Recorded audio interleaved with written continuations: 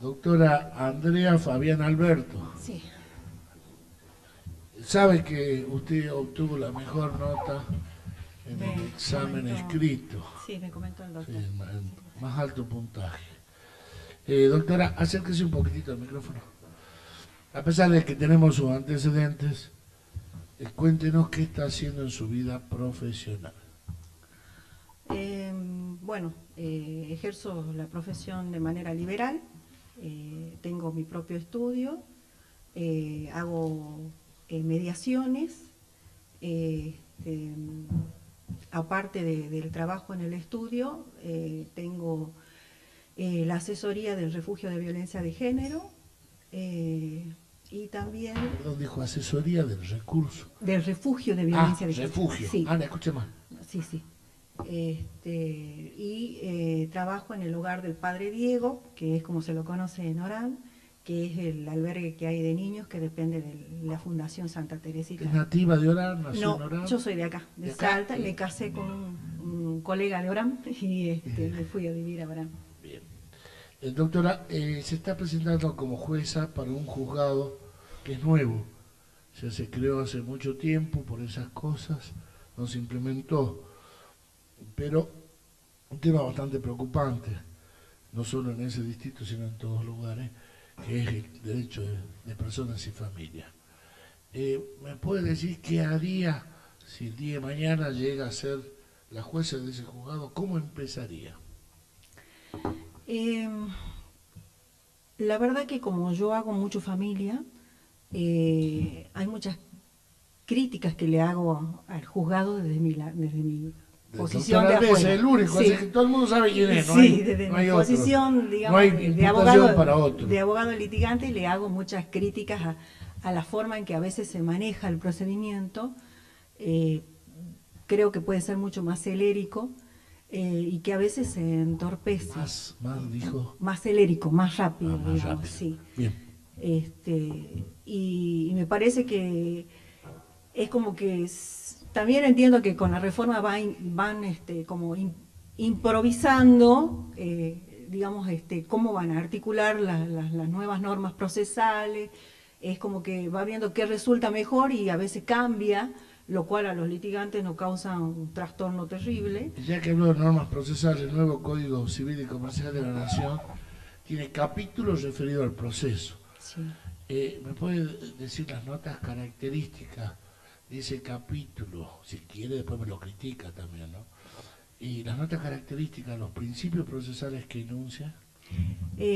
Tutela judicial efectiva, oralidad, oficiosidad, restricción, o sea, acceso limitado al expediente a las partes, buena fe, después, en función de esos principios, garantiza, digamos, libertad probatoria, en el sentido de que el juez puede... Hábleme de la tutela judicial efectiva. En asunto de familia. Sí. Bueno, la tutela judicial efectiva se garantiza a través de el acceso que tiene el juez y el conocimiento al que accede el juez en los casos puntuales, teniendo contacto directo con las partes del litigio, permitiendo, si involucra menores, la participación y Pero es un concepto más dogmático, más que lo que usted me dice que teniendo contacto, eso es otra cosa. Tutela judicial efectiva. Eso se llega más a inmediación, no es tutela judicial. Pretende... A ver, precise ahí. Bueno, pretende, la tutela judicial efectiva pretende llegar a la solución, a la mejor solución para el conflicto, evitando, la mejor solución al conflicto que se presenta. ¿Será alguna norma superior? ¿Dónde encuentra estos términos usted? Tutela judicial efectiva. Cuando hablamos de efectividad, hablamos de operatividad, de derechos plenos, no plenos, de tratados, de constitución. Ahí Claro. busque. A ver. En realidad entiendo que la tutela judicial efectiva se garantiza mediante se hace, como la expresión lo indica, se efectiviza haciendo la aplicación de la norma de manera concreta al caso. Y buscando la solución que sea. Bien, doctora, yo le dije al principio, usted me anunció, dije, ¿tiene alguna crítica contra este capítulo o esta parte del Código Civil y Comercial de la Nación? En principio el Congreso al legislar sobre cuestiones procesales ha hecho un avance sobre lo que son facultades delegadas a las provincias, y esa es la crítica que se le hace a la reforma, una de las tantas que se le hacen a la reforma, puntualmente porque invade competencias, digamos, que son de la provincia, ¿no? No obstante eso, y aun cuando hay ciertas discrepancias sobre la cuestión, ha pretendido tratar de lograr que efectivamente esas modificaciones que se han introducido en la ley lleguen a una concreción dentro del proceso, y no esperar a que cada provincia adecúe sus códigos procesales a las nuevas instituciones que adopta el código. No es la primera vez que lo hacen, ¿no? Y No, hay muchos ejemplos, sí, muchísimos. sí. Y no es solo esta parte. No, ¿Usted qué piensa? ¿Que está bien o está mal? ¿Es constitucional o inconstitucional? Inconstitucional. Para mí es inconstitucional. Ninguna aclaración, nada, así, dice llanamente. Podría decirle que particularmente yo considero que el Congreso, al extralimitarse en sus facultades y al invadir el campo de legislación que tiene cada provincia, en el caso de las normas procesales, está soslayando, digamos, el derecho de cada provincia a adecuar sus códigos a las costumbres, a la idiosincrasia y a lo que cada pueblo, en definitiva, digamos, de la manera en que cada pueblo... Es una ley procesal, no conoce los regionalismos y las divisiones internas de la provincia. Cuidado con eso. No, yo me refiero a cada provincia, no me refiero a dentro de cada provincia distintas cosas. No dentro de la provincia. Claro, no. Bueno, para mí está bien. Doctora Lavino. Doctora. ¿Cómo le va, doctora? Bueno. Yo le voy a hacer una preguntita que ya en el ejercicio de la profesión y desde el ámbito de la defensoría veo que existen varias confusiones. Cuando uno notifica a alguien que no está y que no lo consigue, veo que hay una confusión cuando es el apercibimiento, bajo apercibimiento de tenerlo por ausente o bajo apercibimiento de tenerlo por rebelde. ¿Cuándo cree usted que se da uno y otro caso? Lo que yo veo en la práctica es que existe como una gran confusión entre estas dos posibilidades. ¿Cómo lo ve usted? En realidad el código de procedimiento es claro en ese sentido. Cuando la parte se la cita a un determinado domicilio y la parte no comparece, el apercibimiento es la rebeldía, no es la ausencia. Obviamente, si el domicilio al que se lo notifica es un domicilio incorrecto, el oficial notificador al concurrir al domicilio se da con que la persona no es conocida o no existe en el lugar, proceden otros mecanismos para la notificación, que serán los oficios previos a la publicación de edictos y de ahí la intervención del defensor de ausentes en caso de que no compareciera nadie. Gracias, doctora. Doctora, ¿cómo le va? En julio de este año, bueno, en este mes se reintrodujo una reforma importante en el Código Civil respecto de causales automáticas de privación de la responsabilidad parental. Doctora, lo preguntamos en el escrito, hay preclusión, le pido que cambie la pregunta. Sí. Señora consejera, perdón. La pregunta sería la siguiente respecto de eso, a partir, ¿qué fecha, supongamos que tenemos personas en un proceso penal, ¿sí? ¿a qué personas se les va justamente a aplicar estas causales, ¿me entiende? Con un proceso pendiente. ¿Qué aplicación va a tener? ¿Aplicación retroactiva? ¿Qué vigencia va a tener? Porque convengamos que esta ley empieza a regir a partir del 2 de julio. ¿Se van a aplicar para los que están procesados? A eso para ¿sí? todas las cuestiones que están en trámite. La norma dice, para las se aplica a los procesos en trámite y a los posteriores.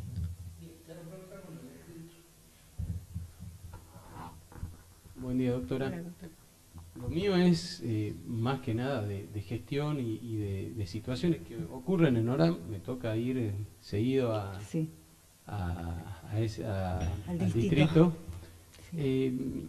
Noto, por ejemplo, una situación que se da en muchísimos de los juzgados, donde uno se acerca, pide prestado el expediente, no te lo prestan, o para sacar una fotocopia tiene que hacerlo por escrito al pedido y ser acompañado, lo cual no funciona así en nuestra provincia. ¿Cuál sería su criterio en este caso? Porque en Orán pasa esto, lo digo con conocimiento de causa, y la verdad que es preocupante porque creo que en este sentido hay que trabajar de otra manera y tratando de agilizar y no poner trabas por cuestiones habituales, o por ejemplo llega una cédula y está 2 semanas para poner, para que salga un decreto donde dice, a lo mejor, téngase presente.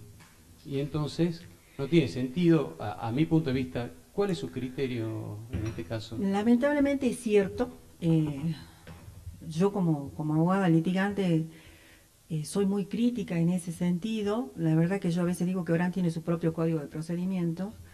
No te prestan los expedientes, aun cuando vos seas un abogado del medio, no te lo prestan el expediente. En el juzgado de familia, si vos no salís con el expediente prestado, o sea, bajo firma, si vos tenés que retirar una fotocopia, no te lo dan, tenés que ir con el ordenanza. Si la ordenanza no está, no te acompaña.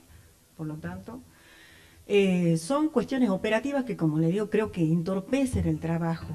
Sí creo que es propio y necesario exigir, por ejemplo, algún tipo de garantía cuando el colega no es del medio, porque ha pasado, y me ha pasado particularmente, que a veces van colegas de acá que piden los expedientes y se los llevan a los expedientes y no los devuelven nunca más, o hay que hacer todo un trámite para lograr que los restituyan. En ese caso sí, porque como no es conocido, pero creo que más allá del conocimiento, por ejemplo, uno constituye domicilio a los fines. Precisamente, la exigencia de la constitución del domicilio, cuando un abogado de afuera se presenta a constituir el domicilio, es suficiente para el préstamo, porque vos ya sabés dónde vas a ir a pedir el secuestro si fuera necesario. Pero esos criterios, no todos lamentablemente los jueces lo manejan. Doctora, fue objeto de la última reforma del Código y se limitó el préstamo. O sea, sí, es cierto, es cierto. La última reforma modificó el Código, pero independientemente de eso, ¿usted considera un criterio restrictivo o permisivo? Es lo que le pregunto. Yo creo que hay situaciones y situaciones. No soy partidaria de que un criterio de restrictivo del préstamo extremo sea conveniente. Punto intermedio. Sí. Gracias, doctor. Muy amable. Gracias. Tenga. Buenas tardes, Jan. Buenas tardes, doctora Rivero, ¿no? Usted que sabe todo.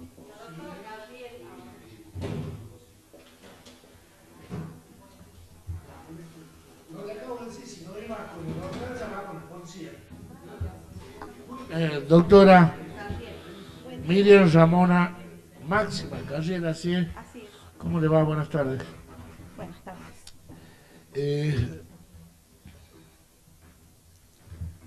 Doctora, acérquese al micrófono porque está siendo grabada la entrevista. A pesar de que tenemos sus antecedentes, ¿nos puede decir qué está haciendo en su vida profesional? Sí, buen día. Actualmente soy secretaria del Juzgado de Familia de Orán, desde la época que comienza a funcionar, o sea, hace casi 9 años. En agosto, el 1 de agosto cumplimos 9 años. Bueno, ahí me desempeño como secretaria en la secretaría número 2. Antes estuve ejerciendo funciones como prosecretaria en el juzgado civil y comercial, donde está la doctora Barbera todavía. Usted es secretaria entonces de hace bastante tiempo del juzgado del doctor Alvesa. Así es, doctor. Nos presentamos para el número 2. Sí. Bien. Doctora, para mantener la igualdad de trato, ¿me puede decir cuáles son los principios procesales o las reglas procesales que establece el Código Civil para esta clase de juicio de familia? Sí, la tutela judicial efectiva, oralidad, inmediatez, buena fe y lealtad, el acceso restringido al expediente. Está bien.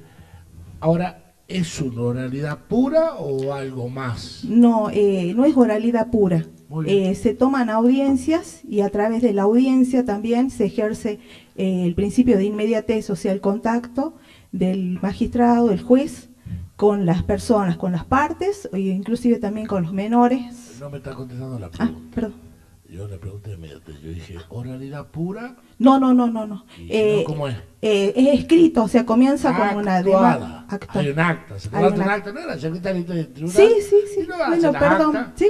Bueno, exactamente. Verbal y actuado, como dice el doctor Alavila. Bien, doctora, ¿me puede hablar entonces usted de lo que, desde el punto de vista procesal, estrictamente procesal, qué es inmediación? Es el ¿Y contacto. cuáles son sus Perdón. ventajas, particularmente? Es el contacto que tiene el juez con las partes, o también la inmediación se da a través de la información que recibe de los medios interdisciplinarios. Es, Partes y alguien más. claro, partes y los menores también. Los menores son partes ahora en el juicio, Los están en el menores Ministerio Público. Y alguien más. O sea, también con las partes, Sí. entiendo. Los mayores y los menores. Sí, También entendemos con aquellos que actúan y son auxiliares, con los, peritos de otra ciencia. Pero Sí. ¿quién más?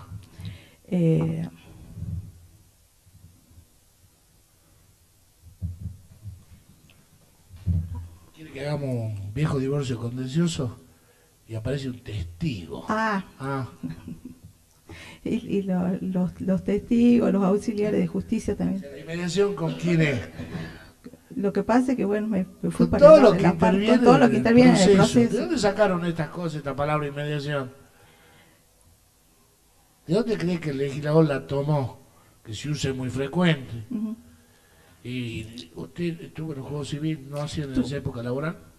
No, Ah, no, estaba por era, allá. sí, Bueno, del procedimiento Sí. laboral o del proceso penal, de ahí toma el término de mediación. O sea, el juez ve desfilar las pruebas, tiene un sí, contacto tiene un contacto directo. directo. Bien.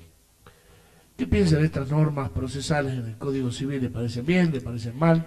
Me parecen bien porque crean un marco de generalidad en todas las jurisdicciones.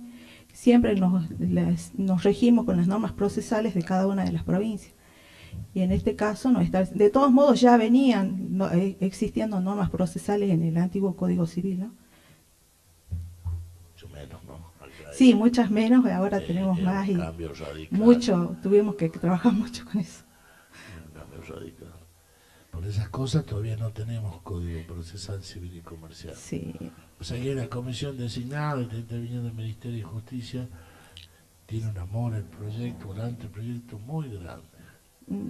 ¿Sabe algo de eso? No, sé que Hay- te habían hay convocado acordadas una y comisión. decretos. Se Sí. tiene un amor muy grande. El Ministerio de Sí. Justicia Se ve que hace tiempo habían... Bien, otra cuestión, doctora. Vio el tema de capacidad, que tiene mucho que ver. Hay un montón de cuestiones que excepcionan las viejas reglas de capacidad nuevas. Y son fundamentales su conocimiento, no solo por la novedad, sino porque van a crear interpretaciones distintas. ¿Puede enunciar o decirle? Bueno, antes se hablaba de capacidad de derecho y de hecho, ahora hablamos capacidad de derecho y de ejercicio. Muy bien, siga.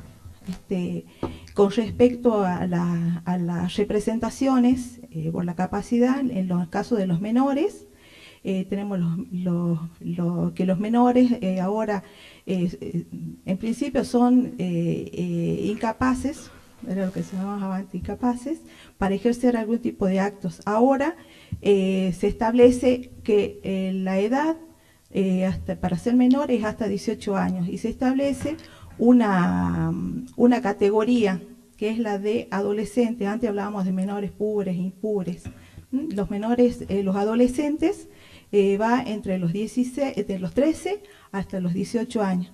Pero voy a esto porque se le va permitiendo realizar algunas actividades, algunos actos a partir de... Capacidad restringida e inhabilitados.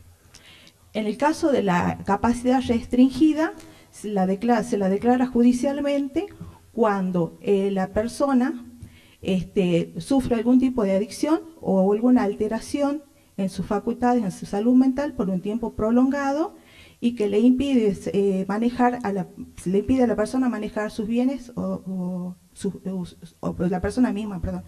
Y la incapacidad es cuando... Es restringida. ¿Y qué hacemos con este señor que tiene una capacidad disminuida? Esa es la que está disminuida. Y la inhabilitada o la incapacidad... ¿Lo dejamos solo? La incapacidad... No, se le nombran apoyos. Bien. Lo dejamos solito. Exacto. Se establece un sistema de apoyos, ¿sí? El apoyo, uno hace referencia a los actos que pueden realizar determinados tipos de actos con el acompañamiento de una persona. Esa persona puede ser un familiar, el cónyuge. Muy bien, pasemos los inhabilitados. Y los inhabilitados es cuando la persona no puede comunicarse de ninguna forma y también va a necesitar un apoyo. Pero que es una situación distinta, ¿no? Sí. El Código Viejo y el Nuevo, sí, por favor. Inhabilitado es una persona humana muy especial, pero necesita algunos recaudos. A ver, sea preciso, porque es una cuestión que interesa mucho. Máximo en el proceso de familia.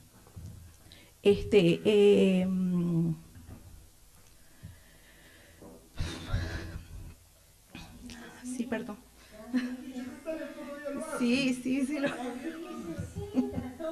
Respire un poco más y tome agüita, tranquilícese. Está todo bien, tranquilícese. Sí.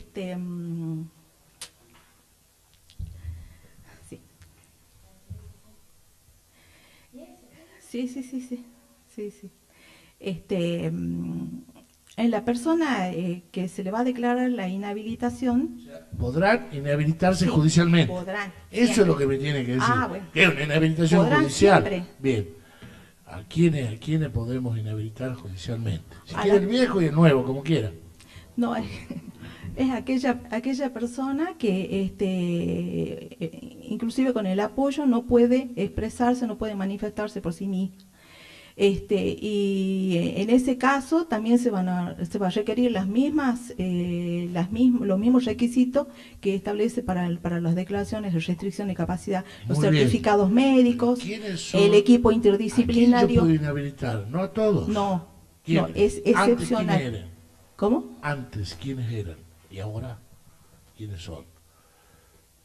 O sea, el Código Civil Viejo decía, podrán inhabilitarse, entonces me daba una enunciación de personas que tienen alguna característica especial.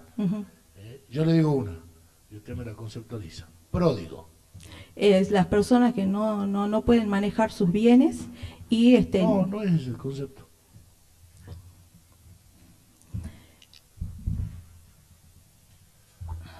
Pródigo es aquel que dilapida los bienes familiares. Sí. No es que no puede manejar, los maneja muy no, mal, los dilapida. Sí, no los propios, los familiares. Sí, y causa un perjuicio en la familia. Ese es el problema. Si fueran los propios, si se le ocurre un loco, qué sé yo, que más los billetes cobran todos los meses, no es pródigo. Dice, porque este es bien propio mío. ¿Vio? Sí. Para mí está bien. Doctora Revila.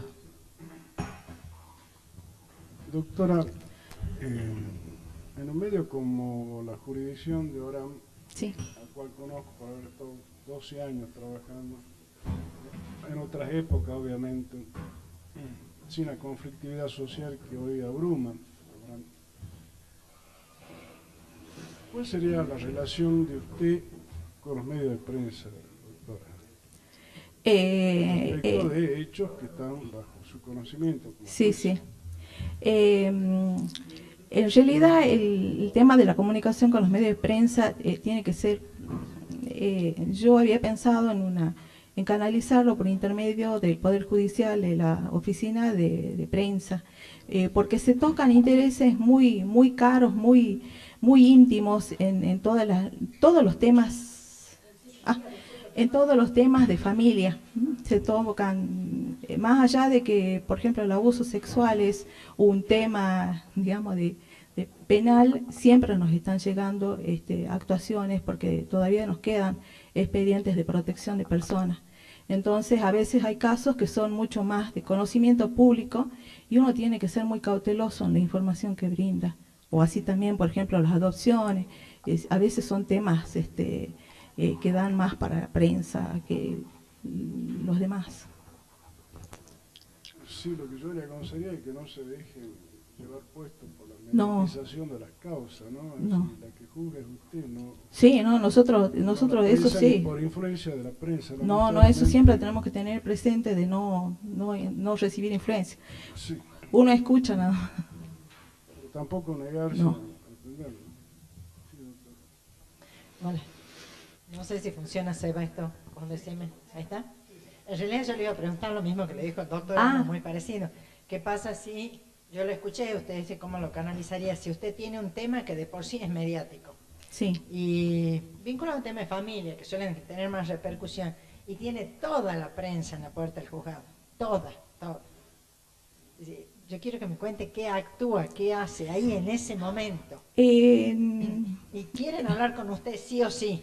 Trataría o sea, sin hablar del caso en concreto, sin dar explicaciones del caso, por ejemplo, explicar cómo se hace, no sé, cómo se maneja normalmente, supongamos, una adopción. ¿Cuáles serían los canales? ¿Cuáles son las vías?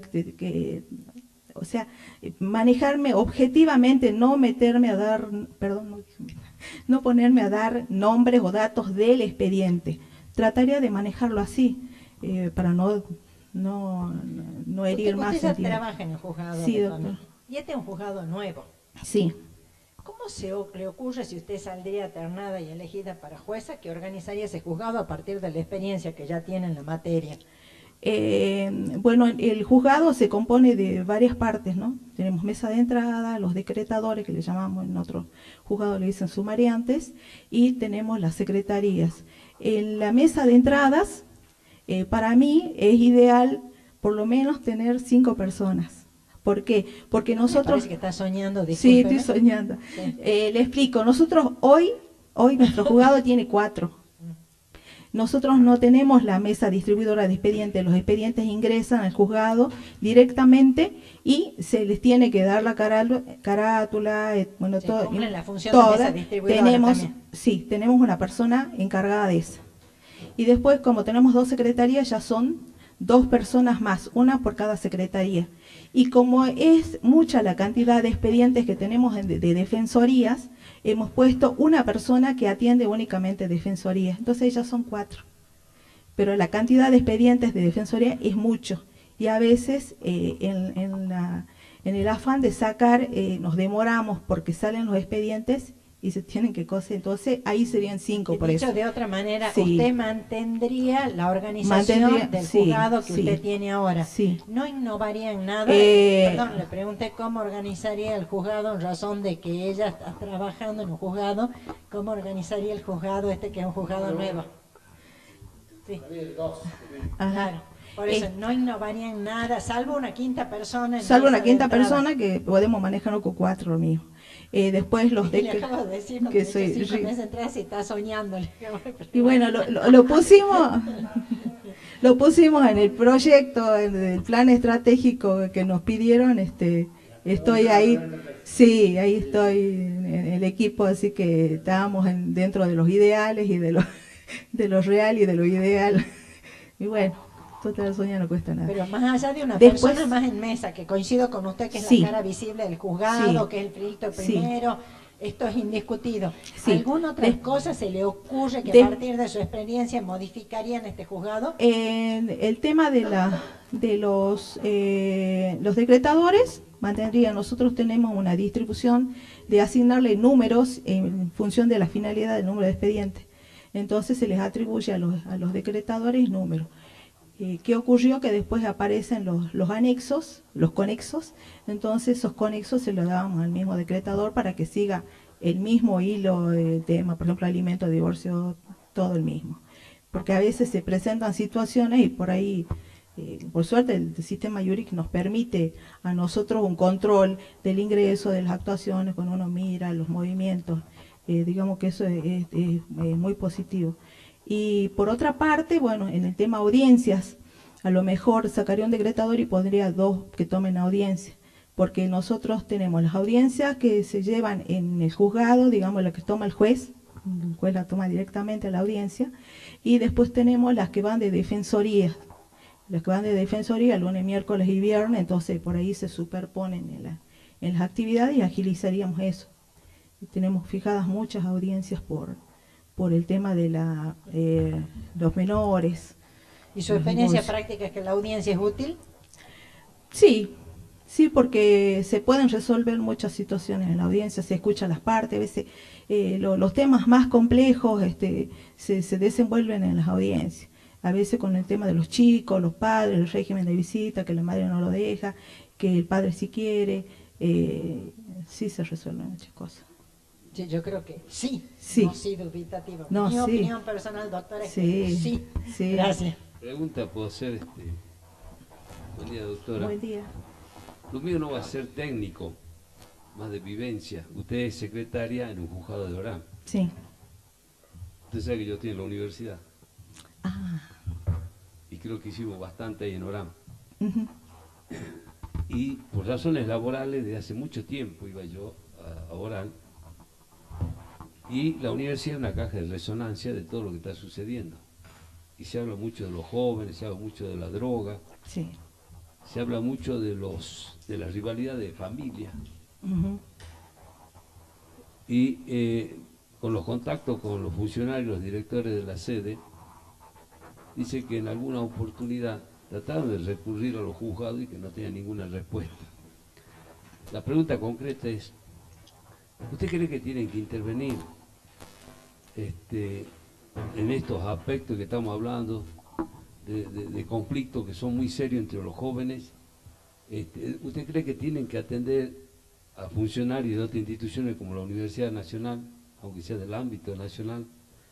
Y en caso de que no esté con un respaldo legal o que no tenga, digamos, un contexto legal para que así ocurra, ¿cómo actuaría usted? Yo pienso que sí. Si usted me pregunta si se puede generar un diálogo para aportar datos, información o alguna solución, pienso que sí. Siempre. ¿Verdad que fueron a ver a los juzgados? ¿Usted recibió gente de la universidad? No, de la universidad no recibí nunca. O sea, no, a veces las notas o los pedidos de no sé, audiencias, no recibí ningún pedido. No sé si a eso se refiere. De todos modos, no, siempre hay posibilidad de mantener canales, incluso el Poder Judicial sale a las escuelas. Estuve participando también a través de ese proyecto y hemos tenido buena recepción y sé que lo sigue haciendo. Tal vez a lo mejor se tenían que evitar otro tipo de canales de comunicación con la universidad para hacer un acercamiento. Generalmente, por ejemplo, yo enseño en un instituto terciario y se le da a los chicos un contenido transversal. ¿Qué da clase, perdóneme? De Derecho Público Provincial y Municipal. Tenemos la Constitución? Sí. Ah, bueno. Tengo que manejar. Siempre tenemos siempre hemos tratado de ampliar los conocimientos más allá de lo que es propio de la materia. Así que yo no tendría ningún inconveniente. Muy bien, doctora, muchas gracias. Hasta luego. Hasta luego, gracias.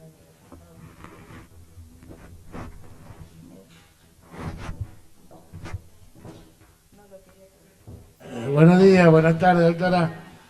Ya nos conocemos, siéntese usted que está siempre alegre. ¿Cómo le va? Hable por el micrófono. Digo, estoy feliz. Día del amigo, día de sol, día que el hombre llegó a la luna, yo puedo llegar ahora. Día de entrevista, está todo. Esa es mi conclusión. Sí. Doctora, ya sabemos, pero háganos recordar qué está haciendo profesionalmente ahora. Hago familia, hace 23 años, va a ser en diciembre. Me dedico a la parte, soy litigante exclusivamente y bueno, atiendo, tengo el 80% de mis clientes son varones, un 20 mujeres más o menos, así que después de defender al hombre se puede defender a cualquiera. No, pero bueno, sí enseña mucho. Se ejerce la profesión sí, y tiene la especialidad de Derecho de Familia. Doctora, para mantener la igualdad de trato, le hemos preguntado los principios procesales que establece el nuevo Código Civil y Comercial de la Nación. ¿Nos puede enunciar cuáles son? Sí, lo cual realmente lo veo yo como litigante de la calle, eso un gran avance, ¿no es cierto?, en el derecho de familia, porque es el principio de inmediación fundamental para un juez de familia y para los temas que se tratan, dado que son, yo digo, se litigan emociones.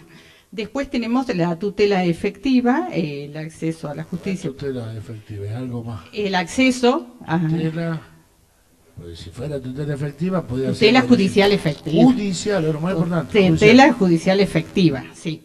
La oficiosidad, tenemos también los expedientes, en este caso de familia, tienen que ser privados, incluso cuando se solicitan de otro juzgado, lo que se piden es que se fundamente. ¿Por qué se solicitan efecto probandi, dividendi? Que se fundamente el pedido también. Tenemos una modificación en la prueba, lo cual es muy importante también, que la amplitud probatoria y que ya los familiares pueden ser testigos.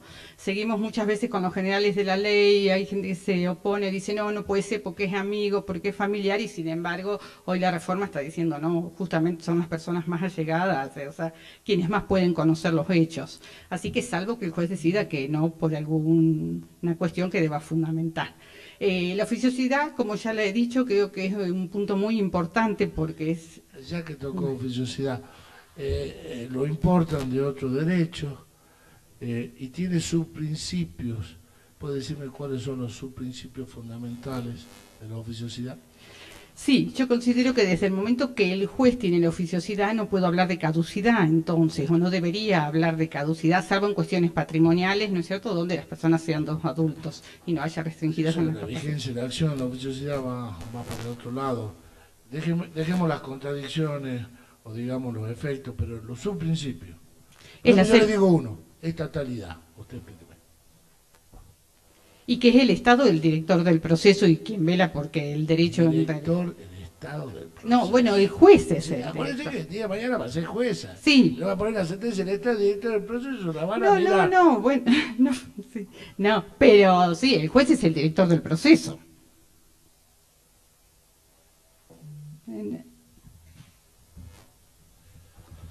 A ver, doctora, dejémoslo ahí. ¿Usted haría alguna crítica a esta disposición del Código Civil sobre una cuestión de orden procesal? ¿O le parece muy bien? No, a mí me parece bien, justamente creo que eso ha ayudado muchísimo, ha ayudado a la celeridad y a la resolución de problemas. Hoy tenemos más sentencias de homologación que contradictorias, porque realmente, como dije al principio, el tema de la inmediación hace que muchísimas cuestiones, y acá se ve en uno de los juzgados, sobre todo de familia, que permanentemente tenemos audiencia en el horario y aún después del horario, tenemos audiencia en forma permanente donde se escuchan los menores, donde estamos los adultos. Desde el punto de vista constitucional, usted me baja cuestiones de orden práctico o criterios. Primero empecemos por la norma superior. Sí, yo creo que no, para mí no tiene contradicción. Si bien, por supuesto, he leído y hay quienes dicen que las normas procesales justamente corresponden a cada provincia, y al Congreso de la Nación corresponden las normas de fondo, pero también nosotros teníamos ya en el Código de Vélez, por ejemplo, algunas normas procesales, y se ve en los procedimientos de restricción a la capacidad, si bien ahora estamos hablando ya de humanizar. Cosa distinta. Para mí está bien, doctora Ravina, no sé. Doctora, ahora unos 20 días hubo una cuestión que conmocionó a la opinión pública, quizás más fogoneada por parte de los medios de prensa que por la problemática en sí de este nacimiento de trillizos que fueron prácticamente abandonados por la madre. No sé si tuvo conocimiento de este hecho. No. En la que la madre los tiene y los deja en un hospital por diversas razones. Y aparece una persona que dice ser la pareja de la madre y se atribuye a la paternidad de estos menores. Yo quisiera saber cuál es su opinión, pero si no lo conoce el caso en su dimensión. Pero de todas formas la paternidad no me la puedo atribuir, por más que no conozca el caso, digamos, no me puedo atribuir la paternidad porque digo soy el padre, para eso tengo la acción de filiación tendiente justamente. El señor si considera que es el padre, tendrá que iniciar la acción de filiación tendiente a acreditar su condición de padre, por eso tenemos las pruebas genéticas, pero no porque él va a decir que es el padre, es el padre. Son cuestiones de orden público y que hacen a la identidad. Eso lo tengo claro. Lo que la particularidad en este caso era que hacían cola para pedir la adopción. Bueno, ahí tenemos el tema del artículo 611, que en alguna oportunidad lo he conversado también, que son las guardas directas, lo cual está prohibido ahora en la reforma. Complete el cuadro. Frente a la aparición de un grupo familiar conformado por hermanas y abuelos. Más de las 500 personas que hacían cola reclamando la adopción de estos chicos. ¿Qué haría usted frente a una situación más o menos similar en orden al tema de la adopción con estas características? Uno que se atribuye la paternidad, que ya lo dijo, y respeto de las colas de personas y familias solicitando la adopción. Bueno, justamente en el tema de adopción el procedimiento lo indica la reforma. Indica plazos, indica la manera. En este caso puede haber colas, 500 personas, como dice usted, que quieren adoptar. Pero, en primer lugar, lo que va a hacer el Estado, ¿por qué? Porque es el órgano administrativo el que va a tomar intervención y que va a hacer buscar un familiar. Siempre lo que se intenta por el interés superior del niño, y a esto atiende la reforma, es que el niño justamente tenga su familia, poder, como se dice, pro familia, poder, si se puede, buscar una familia de origen, buscar hasta lo más lejos, no dice que parentesco, pero siempre que sea la familia. En primer lugar, se trata de eso. Lo que hace el órgano administrativo, primero, es ver si la madre puede, por eso tiene un plazo de días, por si la madre decide, cambia, está en un periodo de puerperio, que a veces las decisiones no son las más correctas, pero si no, la familia es a quien se le va a entregar, por supuesto, pero se va a hacer en principio una guarda provisoria. ¿Por qué? Porque es el órgano administrativo el que va a poder evaluar, investigar y ver qué es lo mejor. Porque para poder adoptar tiene que estar desde siempre fue, pero ahora con la reforma tiene que estar inscripto en el registro de pretensos adoptantes. Siempre tuvo que haber estado. Pero bueno, ahora la reforma dice condición, sobre todo, salvo la adopción por integración, que no estamos hablando de eso acá. Tiene que estar inscripto si alguien lo va a adoptar, pero primero la familia, llegado el periodo, agotado el periodo, que no es lo mejor por el interés del niño, lo cual va a ser el órgano administrativo, solo ahí recién, que ya habrán pasado 90 o 180 días, de acuerdo a que se sigue a veces la búsqueda, ver si se adaptó en ese grupo y si están dadas las condiciones también de salud y económica para que lo tengan. Caso contrario, se va a comunicar en un un término de 24 horas. Si se agotó esa instancia, se va a avisar en un término de 24 horas al juez que corresponde que ha quedado en estado de adoptabilidad. Y el juez va a tener un periodo de 90 días para dictar justo la adoptabilidad. Y una vez dictada la adoptabilidad, pasado, ¿no es cierto?, los 90 días, ahí automáticamente, por el principio, pierde, digamos, la responsabilidad parental, queda suprimida a partir de la declaración de adoptabilidad, y ahí recién comienza la etapa del juez, en ese momento, de otorgar a la guarda, buscando los legajos en el registro. En principio pedirá 10 legajos y después la última etapa, que pasado tiene un plazo hasta 6 meses. No necesariamente tienen que ser los 6 meses, pero el juez va a ser el que va a evaluar. Supongamos en este caso hablamos de recién nacidos. Después comenzará la última etapa del proceso, que todo el procedimiento lo indica ahora la reforma, que será lo que nosotros llamamos antes juicio de adopción. Algunos le llaman hoy es la tercera etapa, que sería el inicio de llamado juicio de adopción. Doctora. Sí. En tema de alimentos, ¿qué otra cuestión trajo el Código Civil como innovación, como reforma? El Código Civil en cuanto a los alimentos, ahora nos ha mostrado, digamos, 3 clases de alimentos provisorios, por ejemplo. Antes teníamos el provisorio del 375 únicamente, que ahora se transformó en el 544. Pero ahora tenemos 2 alimentos provisorios más. Ahora tenemos el alimento de la mujer embarazada, que provisoriamente puede solicitar, pero por supuesto que tiene condiciones. Puede solicitar los alimentos, pero lo va a hacer por un plazo que el juez va a determinar. ¿Cuál es el plazo que el juez va a determinar? Es que nacido el bebé, primero tiene que acreditar con una información sumaria para solicitarlo, no es que va y dice, creo que fulano es, bueno, no, es una información sumaria, tendiente a acreditar. Pero recién nacido el bebé tiene un plazo hasta de 6 meses para iniciar la filiación, porque si no serían alimentos provisorios eternos y tampoco sabemos si es el padre. Y tenemos también otro alimento provisorio que incorpora la reforma, que es el alimento no de la mujer embarazada, sino de la mujer que ya tiene un niño, pero que no tiene filiación.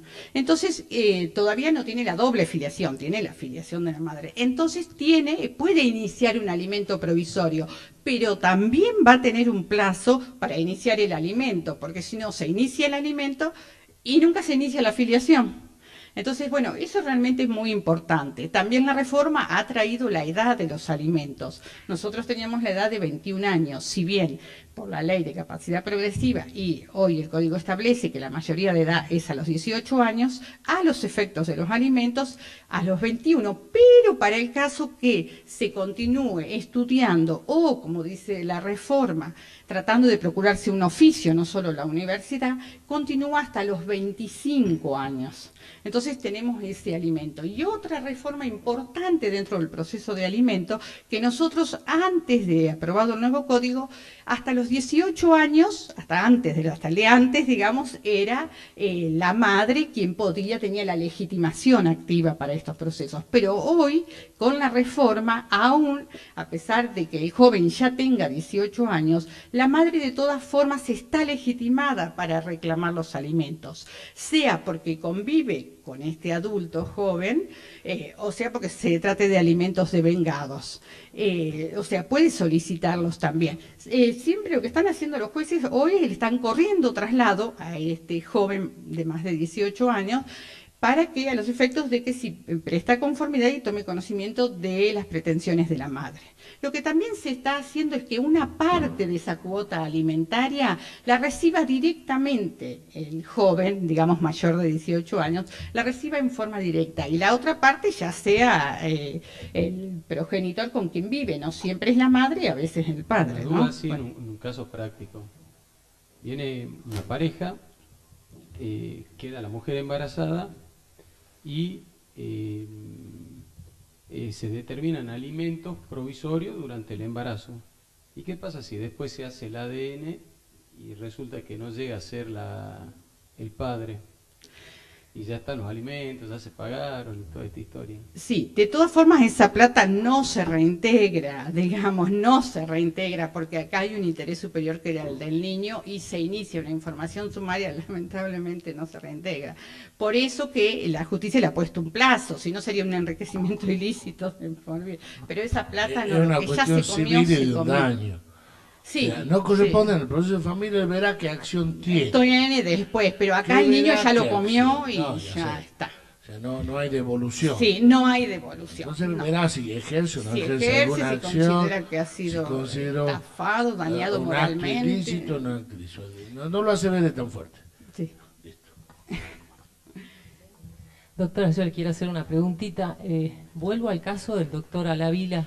Supongamos que esa persona que se atribuye la paternidad de los trillizos en los medios, porque todo esto se realizó mediáticamente, recuerdo, va al registro civil y reconoce voluntariamente a estos niños. Bueno, eso es lo que pasaba antes, que tenemos montones de casos que iban y uno se enteraba después cuando sacaba una partida para hacer un trámite en el colegio. Hoy el registro civil, y justamente han dado una charla hace poquito la gente del registro, donde explicó que hoy el registro civil, cuando aparece el progenitor, por ejemplo, solo, tiene que ir con la madre, ya no lo inscriben si va solo, tienen que estar los dos progenitores, cosa que antes no estaba sucediendo. Y además, de todas maneras, antes lo que no se hacía, que ahora sí hace el registro, es notificar en forma inmediata a la madre de que ha venido tal persona. Supongamos entonces que como no concurre con la madre, va y inicia el juicio de filiación, la acción de filiación, y se hace la prueba genética. ¿Es contundente, es definitiva la prueba genética? Bueno, sí, la prueba genética es contundente, sí, es contundente. Si estamos hablando de la prueba genética del 99,99, ¿no? ¿Puede que una persona tenga dos grupos de ADN? ¿Puede existir esa posibilidad? ¿Conoce que se haya dado algún caso? No sé, no tengo yo ninguno. Hay trastornos no sé genéticos. si hay trastornos genéticos. Quimerismo se llama, pero bueno. ¿Cómo se llama? Quimerismo es excepcional, pero bueno. En el futuro calculo que puedan darse otros casos. Lo que sí sé que nos pasó en un caso que eran dos mellizos, pero los dos ADN eran diferentes, no era el mismo padre. Y entonces explicó la genetista en la audiencia que no era el mismo padre porque el esperma tenía 3 días de vida. Bueno, hizo la explicación y en ese caso que se hizo la filiación de uno era y del otro no, y eran mellizos. Y él tramitó acá en Salta porque yo fui la abogada. Eso lo aprendí ese día, no sabía, porque yo decía, ¿para qué le hacen a los dos y le hacen a uno? Porque el otro nene lloraba, pero eso lo aprendí ese día. Está bien, doctora. Muy amable, muchas gracias. ¿No? Bueno, muchas gracias. Buenos días, doctor.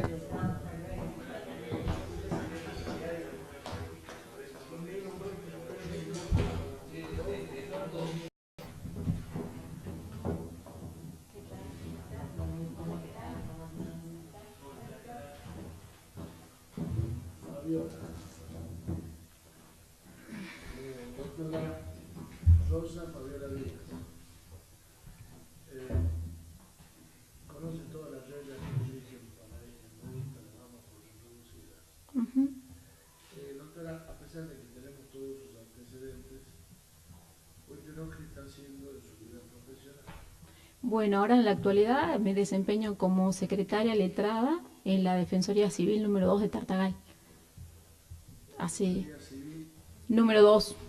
Hace 2 años que ingresé al Ministerio Público, hace 1 año que estaba desempeñándome como secretaria de Violencia Familiar y de Género, y bueno, ya hace 1 año que estoy en la parte civil. Bien, ¿cuál es su función cotidiana en esa defensoría? Bueno, como secretaria letrada es la asistencia al público, que es primero y primordial, después la colaboración permanente con el defensor para hacer las demandas correspondientes, librar oficios también. No solo nosotros hacemos la asistencia a personas carentes de recursos, y bueno, y ahí también hacemos toda una interacción de escasos recursos. Sí. Y bueno, también no solo se hace la parte judicial, sino extrajudicial también cuando se ayuda a algunos organismos. Me dijo que formula demanda o colabora en la redacción Sí, en demandas, contestaciones, es decir, todo lo que son escritos judiciales. Doctora, para mantener la igualdad de trato, quiero que me diga si conoce el nuevo Código Civil y Comercial de la Nación, la parte que se refiere a procesos de familia. ¿Puede denunciarme los principios que establece el nuevo Código? Sí, sí. El Código Procesal, el Procesal Civil de la provincia, el Código Civil y Comercial. De la Nación. Sí, Código Civil y Comercial. Una parte tiene dedicada a los procesos de familia. Sí, a raíz del artículo 706 del Código Procesal Civil, perdón, del Código Civil y Comercial de la Nación, regula específicamente lo que son procesos de familia, en lo cual vemos que hay un avance porque se quiere lograr una sistematización justamente de lo que son los procesos de familia, en los cuales los principios fundamentales que se regulan ahí, uno de ellos es la tutela judicial efectiva, el principio de celeridad, el principio de oficiosidad, en lo que se busca justamente que los procesos en donde se regulan cuestiones de familia, llámese todo lo atinente al mismo, ya sea filiación, divorcio, alimentos. Bueno, vuelvo a reiterar, el de tutela efectiva, el de oficiosidad, el de celeridad. No, la tutela judicial efectiva, ¿sí? No, la tutela judicial efectiva, que justamente lo que busca ahí es, pone primero y principal lo que son en el código. Está bien, se pondera mucho lo que son las personas vulnerables, es decir, el derecho a ser oído de los niños, niñas y adolescentes, en toda una sistematización que si bien ya se venía planteando en lo que es la 26061, pero lo que hace el Código Civil. Los denuncios.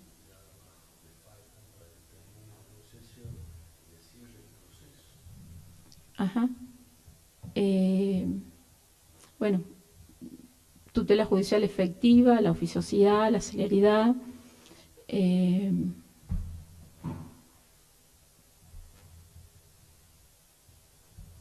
Palabra. Uno tiene que ver con la palabra, con la expresión de los seres humanos a través de la palabra. ¿Cómo se llama? A través de la palabra. ¿Qué está rindiendo usted ahora? ¿En forma escrita o en qué forma? No, la oralidad, perdón, disculpe, la oralidad. Es decir, es un principio básico que justamente...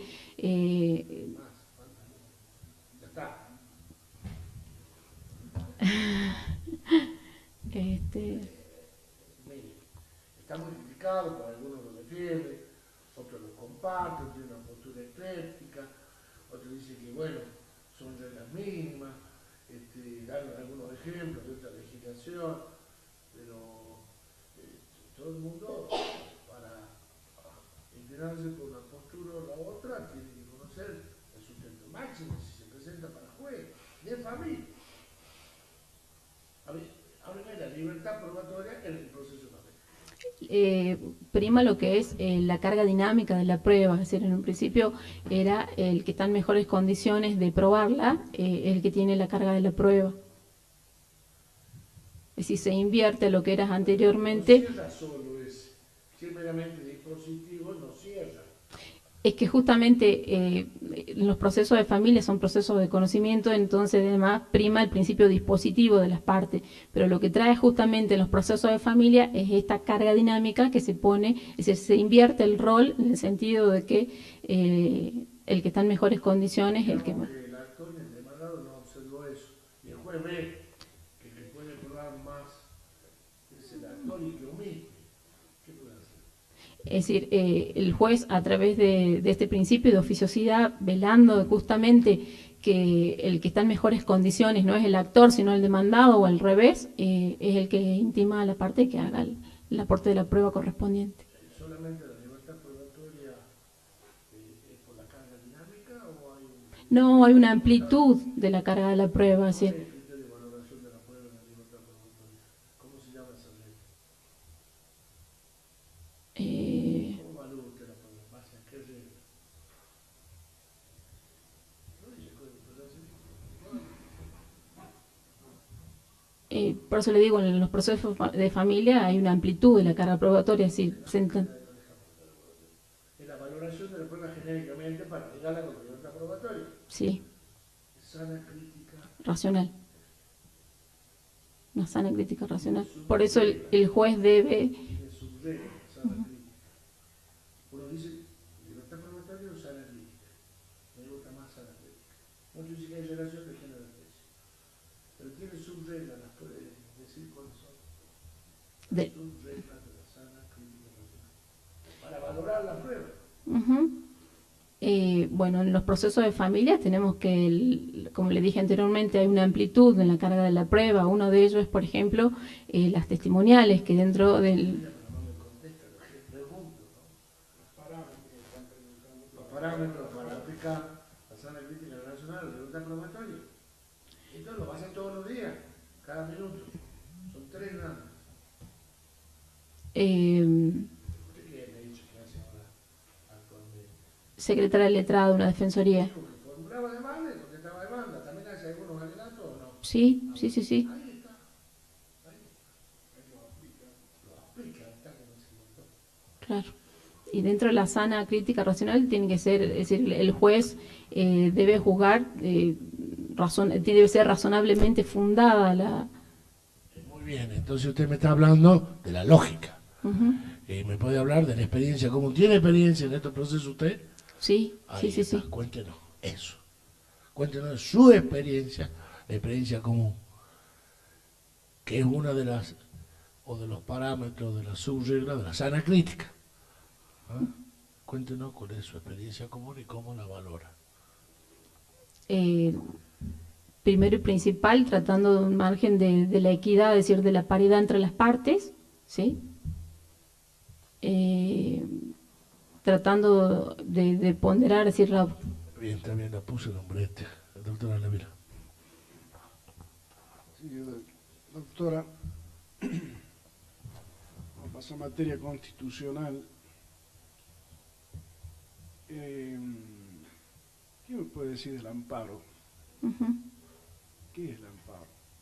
Bueno, el amparo es una acción, es decir, justamente expedita y rápida, cuando están en contraposición principios constitucionales que vulneran los derechos de las personas. Es decir, el artículo 43 de la Constitución Nacional y el 90 de la Constitución Provincial regula específicamente, 87 de la Constitución Provincial, regula la acción de amparo como un medio para tutelar los derechos vulnerados tanto en la Constitución y tratados de manera rápida y expedita. Es decir, ya a través sea de particulares, o es decir, en acciones privadas o en acciones colectivas. Es decir, el precedente que tenemos cuando nace la acción de amparo es a través de los casos Siri y Cot, en virtud del cual ahí sale la acción primero individual y después la colectiva. ¿Pero es cualquier derecho, afectación a cualquier derecho o exige algo más la Constitución, tanto nacional como la provincia? A las garantías constitucionales que ellas regulan como derechos. Yo tengo derecho a la propiedad. Es decir, lo que pasa... Chocan el auto y puedo iniciar una acción de amparo por eso. No. Si primero se agota la vía más rápida y entonces la acción de amparo entra como medida expedita. Son las garantías fundamentales. Son los primeros artículos de la Constitución, es decir, los primeros 43 artículos de la Constitución donde habla de garantías fundamentales. Bien. ¿Usted puede ser juez en un habeas corpus? Sí, es decir, lo que es habeas data, habeas corpus y amparo, es decir, uno regula la libertad ambulatoria, otro los derechos. Una amenaza. Una amenaza inminente.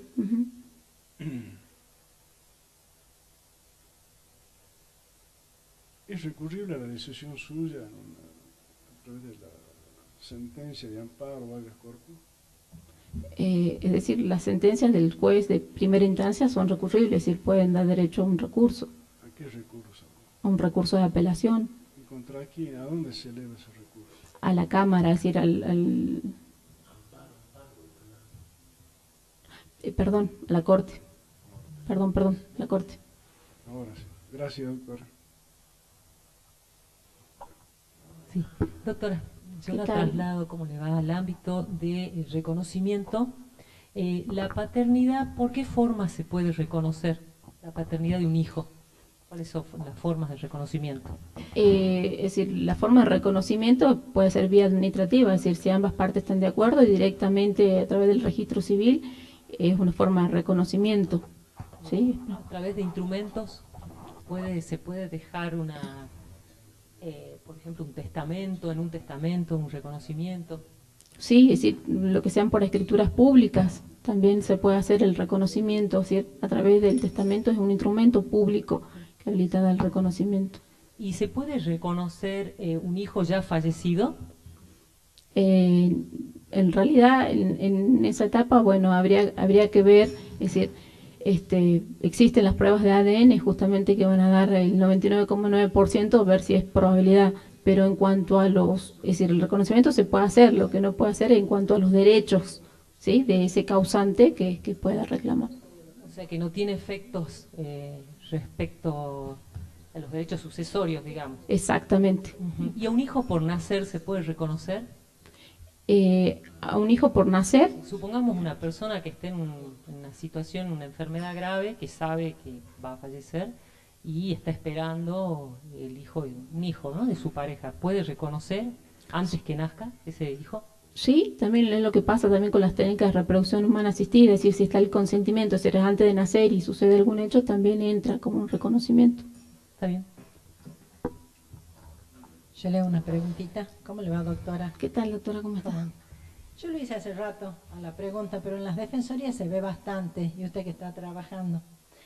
Yo noto en la práctica que existe una gran confusión en apercibimiento de tener una persona por ausente y apercibimiento de tener una persona por rebelde. En el ámbito de la defensoría es como que se nota mucho. Cuénteme qué diferencias hay entre uno y otro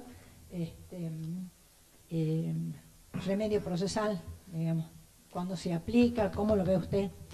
Bueno, es decir, sí son dos distinciones claramente posibles de delimitar, es decir, cuando hablamos de rebeldía, es justamente la persona ha sido notificada, se le ha cursado hasta debidamente y no accede a ejercer su derecho de defensa o de contestación o lo que fuera. Entonces se declara la rebeldía.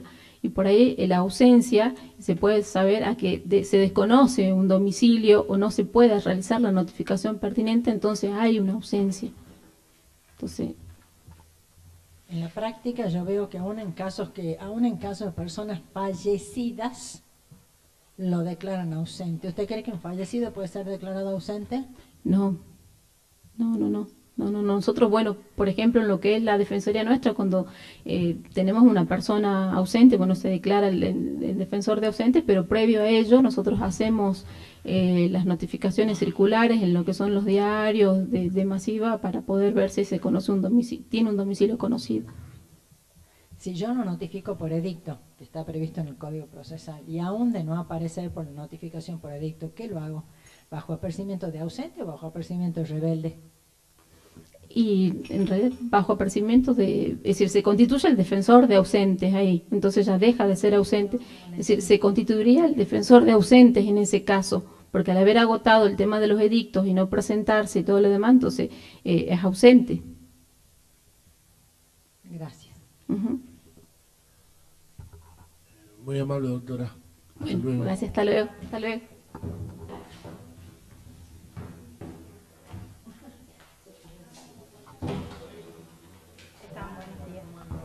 Buen día, doctora Silvia Cristina Ruiz. Sí, doctor.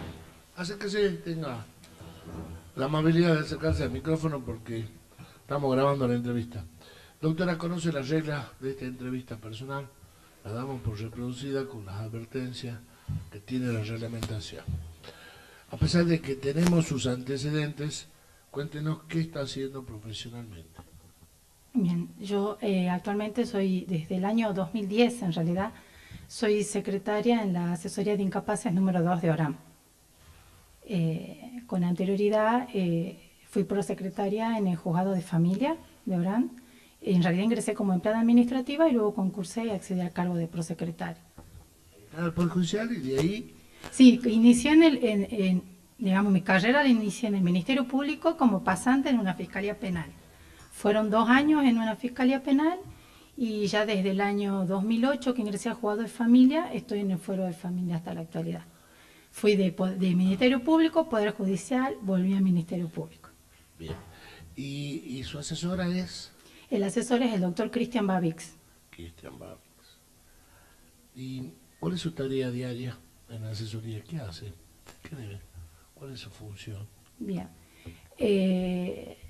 La función del secretario, como todos sabrán, es múltiple, ¿sí? Y es, digamos, las funciones que me tocan a mí son desde el trabajar los expedientes, contestar los dictámenes, evacuar las cosas. Formulamos dictámenes. No solo dictámenes. No solo dictámenes. No solo dictámenes. Bien. Escritos que, cualquier circunstancia que uno tenga que hacer como asesor de incapaces, notar en los expedientes, se van haciendo notar. Dictámenes escritos. ¿Qué más? Dictámenes escritos en los procesos judiciales y en los procesos extrajudiciales en los que intervenimos también. ¿Algún escrito especial como recurso hace? También. También. Sí. Siga contando. Sí, porque esas son escritos que, por lo menos el criterio del asesor es no delegarle a los empleados, ¿sí? Entonces, directamente los escritos que no puede hacer el asesor. hace los proyectos. Exactamente, exactamente. ¿Asiste a alguna audiencia? ¿Lo acompaña? Puedo asistir, sí, por resolución del Ministerio Público a las audiencias en Cámara Gesell, cuando el asesor se le superponen con otras audiencias. Bien. ¿Y va con él a alguna audiencia o no? ¿Lo No, acompaña? no, salvo a las cámaras Gesell que voy sola, cuando me toca asistir, el resto de las audiencias va el asesor, exclusivamente. Bueno, ¿qué le llamó más la atención cuando formula un dictamen, que le propone un proyecto? ¿Qué es lo primero que dice, si estamos hablando de niños menores de edad? Y yo, en el momento que a mí me toca realizar un dictamen, uno se tiene que poner, más allá de la postura de las partes, uno pensar qué es lo más conveniente para ese más niño. allá, no importa que dijo el actor y el demandado, más allá. Porque en este caso la postura del asesor... O sea, pero usted me dijo algo, ¿qué dijo ese niño con los efectos del niño? ¿Qué? No, tener en cuenta qué es lo mejor para ese niño en ese caso concreto, ¿sí? Sí, o sea, siempre interés superior. El interés superior del niño, Bien. ¿sí? Si se advierte que el niño no ha sido oído durante el proceso, ¿sí? Solicitar al juzgado que el niño sea oído, ¿sí? Que su opinión sea tenida en cuenta según su edad y grado de madurez.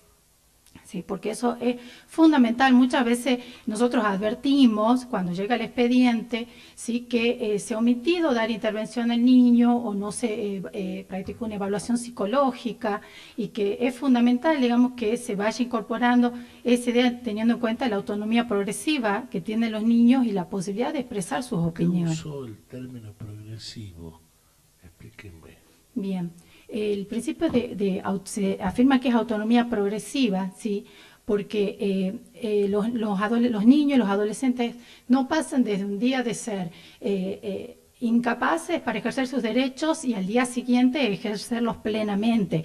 O sea, hay un proceso evolutivo, ¿sí? Conforme a las edades. ¿Cómo se llama? Usted dice progresivo, ¿cómo se llama genéricamente el proceso evolutivo?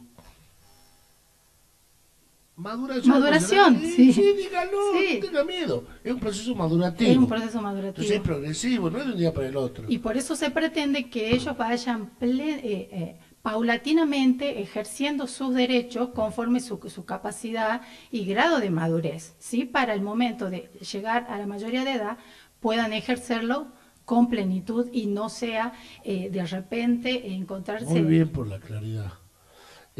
Para mantener la igualdad de trato, hemos preguntado los principios procesales que tiene el Código Civil y Comercial de la Nación. ¿Me puede decir cuáles son? Sí. Se han incorporado en el artículo 706, ¿sí? Los principios procesales que regulan el proceso de familia, sí, que son los principios que deben reglar, son los principios de tutela judicial efectiva, inmediación, buena fe, lealtad procesal, oralidad. Además, se debe procurar el acceso a la justicia de las personas en situación de vulnerabilidad y la resolución pacífica de los conflictos. ¿Con el expediente se lo damos a todos, todo el mundo lo vea y hable? No, no justamente hay un acceso limitado a los expedientes, exclusivamente a las partes, a los auxilios. Muy bien, muy bien. Por favor, hábleme de la lealtad. Usted me dijo lealtad procesal. Es un concepto muy amplio, quizás no haya una definición, pero déme una noción sobre esto. ¿Qué es lealtad procesal en el proceso familiar, no? Sí. Es la lealtad procesal es la manera en que correcta en la que deben proceder tanto no solo las partes sino también sus letrados, ¿sí? Y que con sus conductas no ocasionar situaciones que puedan dilatar el proceso innecesariamente. Deme el nombre vulgar de la técnica Chicanas. jurídica de dilatar. Para mí está bien. A ver, doctora.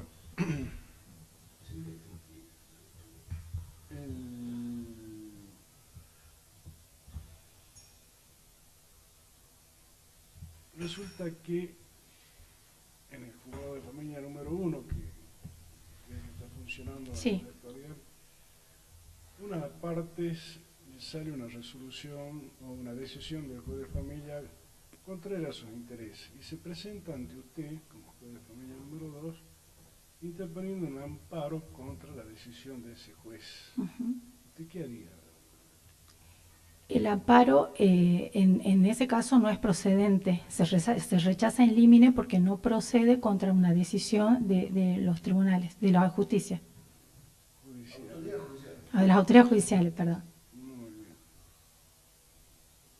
En este tipo de acciones, tanto el amparo como el habeas corpus... Disculpe, ¿le podría ampliar? Más allá de ello, de que yo como juez de familia considerara que no corresponde la vía del amparo, ¿sí? Por no ser procedente, ¿sí? Por la función docente y pedagógica que les caben a los jueces, en todo caso se podría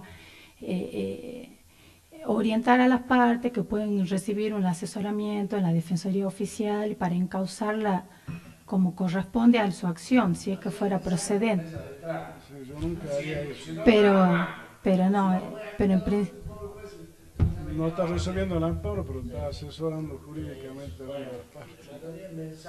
No asesorando, sino que puede recibir asesoramiento de quien corresponde.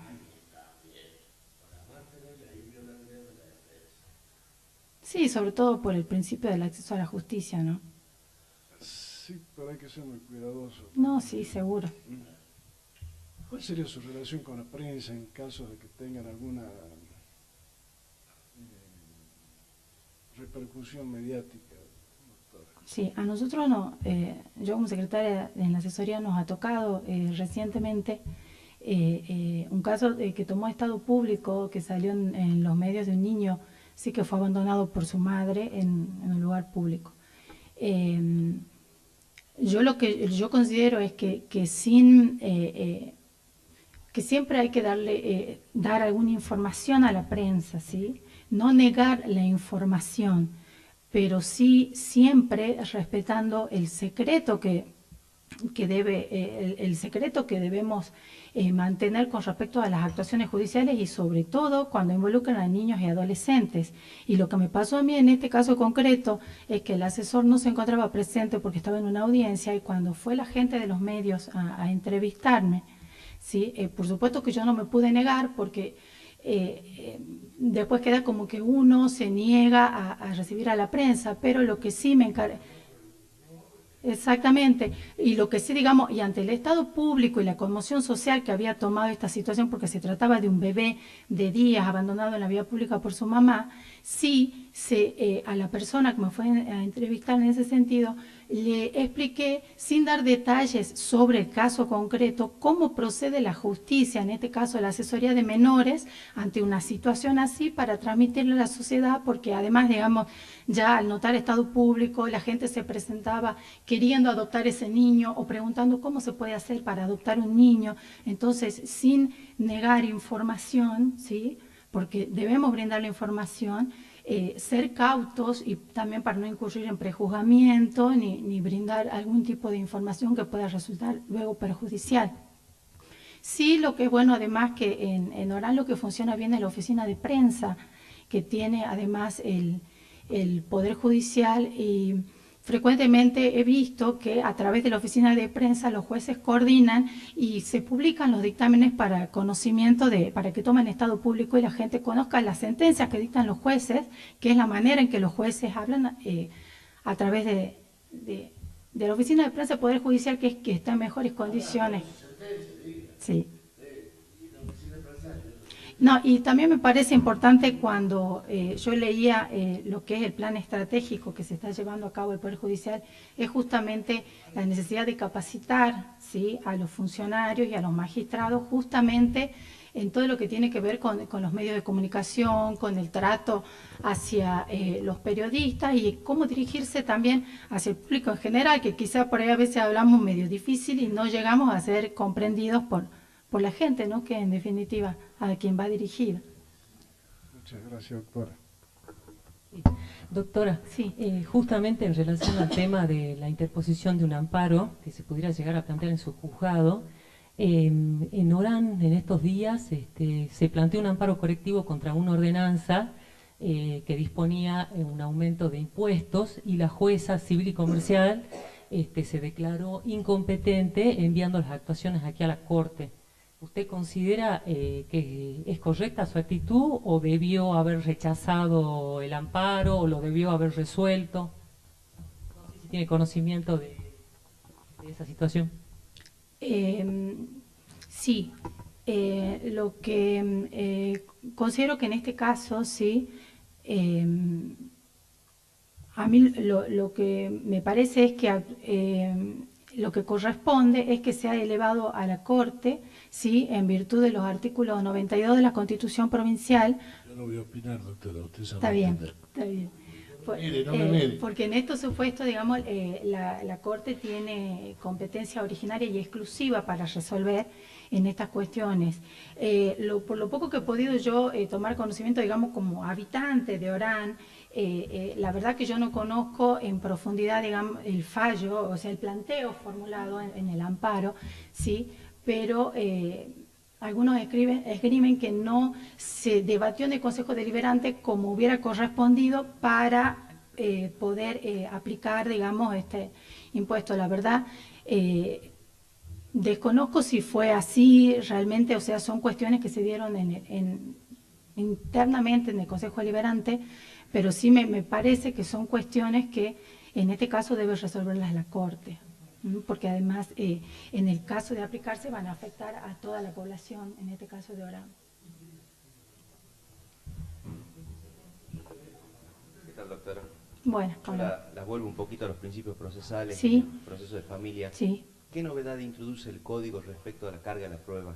La incorpora en el artículo 710 al Código Civil, que ya era una doctrina recibida, ya desde hace tiempo se viene debatiendo sobre el tema, ¿sí? Sí, sí, creo que desde el año 1979, en un congreso que se llevó a cabo acá en Salta, ya se comenzó de la carga dinámica probatoria, ¿sí? Mire usted, o sea, unos adelantados. ¿Y ese principio es la regla o es una excepción? Está incorporado, sí, el principio de carga dinámica de la prueba, no es la regla, sí, porque lo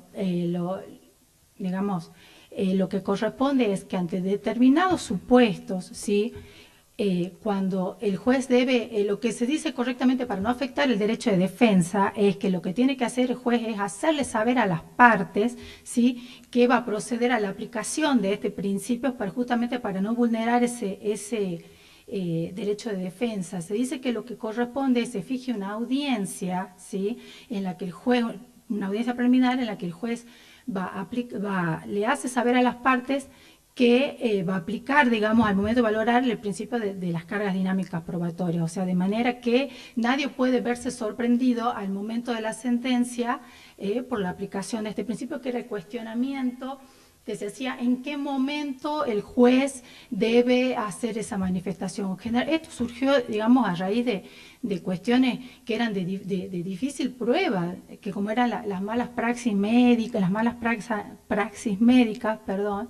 en el que realmente quien interponía una acción se veía completamente en situación de inferioridad con respecto a lo que podían ser los hospitales, las clínicas, por la imposibilidad de acceder a las historias clínicas, por la dificultad de la prueba. Entonces, justamente que para igualar a las partes en estas cuestiones es que se hace aplicación de este principio, que bueno, ahora está consagrado en el artículo 710. ¿Y ese principio se aplica a todos los procesos de familia o hay algunos procesos de familia que están excluidos? No, yo en principio, o sea, yo entiendo que son para en los que hay dificultad de prueba. Entonces el juez va a tener que ver en cada... ¿En los procesos en donde se discuten solamente cuestiones patrimoniales, por ejemplo? No. ¿No se aplica? No, yo considero... Está bien, el código lo excluye. Sí, lo que son de conteo patrimonial, pero me refiero a que no es la regla, o sea, en determinado... La regla sigue siendo la del T77, exacto, que afirma prueba. Que afirma prueba, sí. Muy bien, muy linda su entrevista. La felicito, doctora. Bueno, muchas gracias. Hasta luego.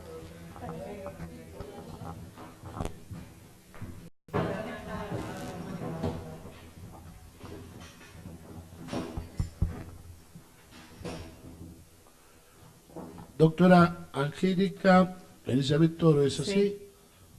Bueno. Doctora, usted sabe que hay reglas dispuestas para esta entrevista personal, las damos por reproducidas, conocidas y las advertencias mediante. No se trata de un examen final, ni una de reválida o algo que se le parezca, pero sí rigen las reglas universitarias.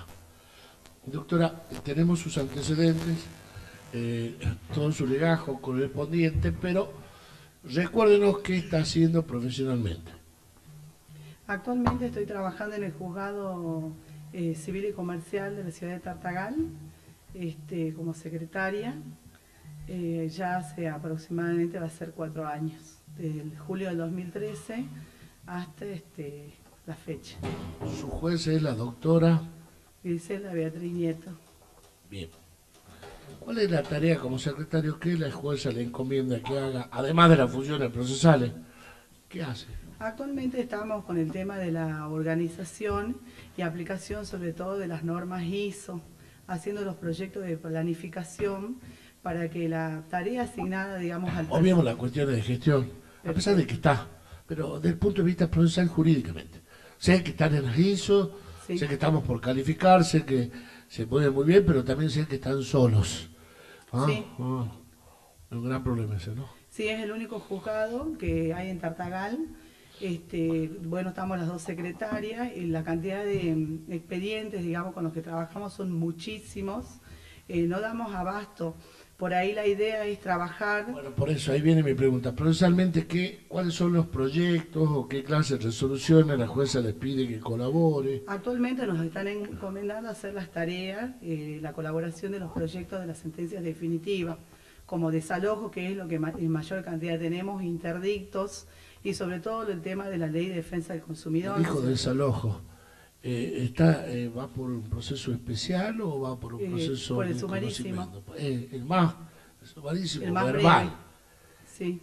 ¿Y cómo están con las audiencias, el sumarísimo? Porque me dice la sentencia definitiva, ¿que son de los sumarísimos viejos sin resolver?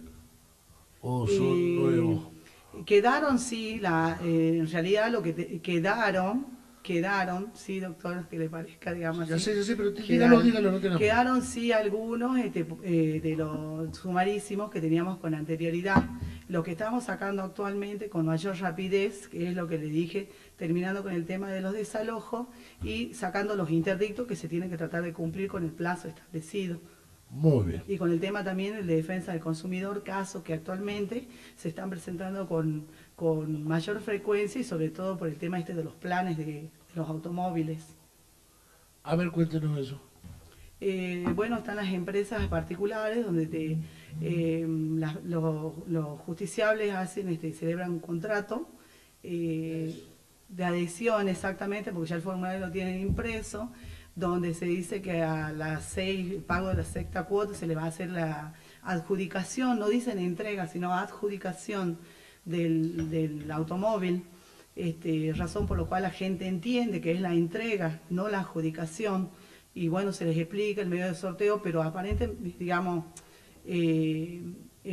la gente con esa creencia, digamos, que a los 6 meses se le entrega, bueno, celebran los contratos que se están dando muchísimo en el norte. Los contratos de adhesión, como ¿Y llegó alguna sentencia en ese caso, su juzgado? De las que nosotros tenemos, por incumplimiento de contrato, digamos, en este caso, la única... El derecho del consumidor, me dijo, ¿no? Sí, sí, sí. ¿Llegó alguna sentencia por el derecho del consumidor en ese caso? Todavía no.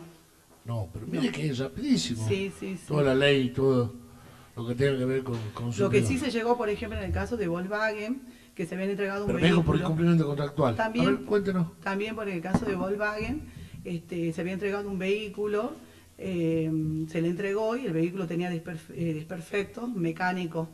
Se puso en conocimiento... los vicios, claro, los vicios... Los vicios ocultos que tiene. Sí, ¿cómo se llama? Vicios redhibitorios. Muy bien. Bien, usted tiene una precisión con decir que si le mañana es jueza de familia, no fuimos de familia. Claro. Doctora, escúcheme, para mantener la igualdad de trato le hemos preguntado los principios procesales que establece el Código Civil y Comercial de la Nación con relación a estos juicios de familia. ¿Nos puede enunciar o mencionar cuáles son? Bueno, el principio de oportunidad, el principio de inmediación. Oportunidad, dejémoslo. Inmediación, ¿qué más? El principio de economía procesal.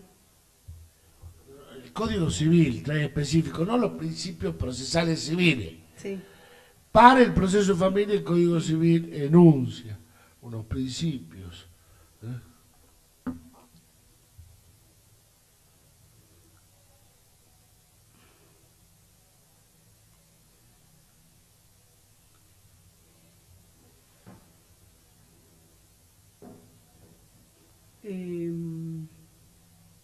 El de inmediación está bien. Tutela. El de tutela efectiva. Judicial. Tutela judicial efectiva.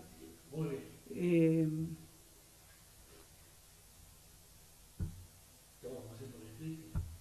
Oral también, el principio de oralidad, perdón, el principio de oralidad. Comportamiento activo, dice ese principio del Código Civil. Uno tiene que tener un comportamiento activo como si se tratara de buen padre de familia. ¿Cómo se llama eso? Buena. ¿Cómo, doctor? Disculpe. Uno tiene un comportamiento activo como si se tratara de buen padre de familia. Se llama buena, el principio de buena fe. El principio de buena fe, Bueno, sí. Evitemos las dilaciones, las cuestiones innecesarias, inoficiosas, que en vez de llevar el proceso hacia adelante lo hacen retroceder. Claro. Entonces uno tiene que tener un cierto comportamiento honorable y respetable. ¿Cómo se llama ese principio? Lealtad procesal. Lealtad procesal. Está bien para mí. Doctora Lavina. Doctora Marinés. Pero en realidad yo le iba a hacer una pregunta no de conocimiento, sino que en razón de que usted está trabajando en una secretaría, ¿cómo le parece de resultar ternada y luego electa para juez? Si usted, ¿cómo organizaría este juzgado que es un juzgado nuevo? ¿Qué idea tiene? Disculpe, la palabra no es electa, es que estoy ya imbuida de las elecciones, seleccionada, perdón, la equivocación. ¿Cómo organizaría el juzgado? Bueno...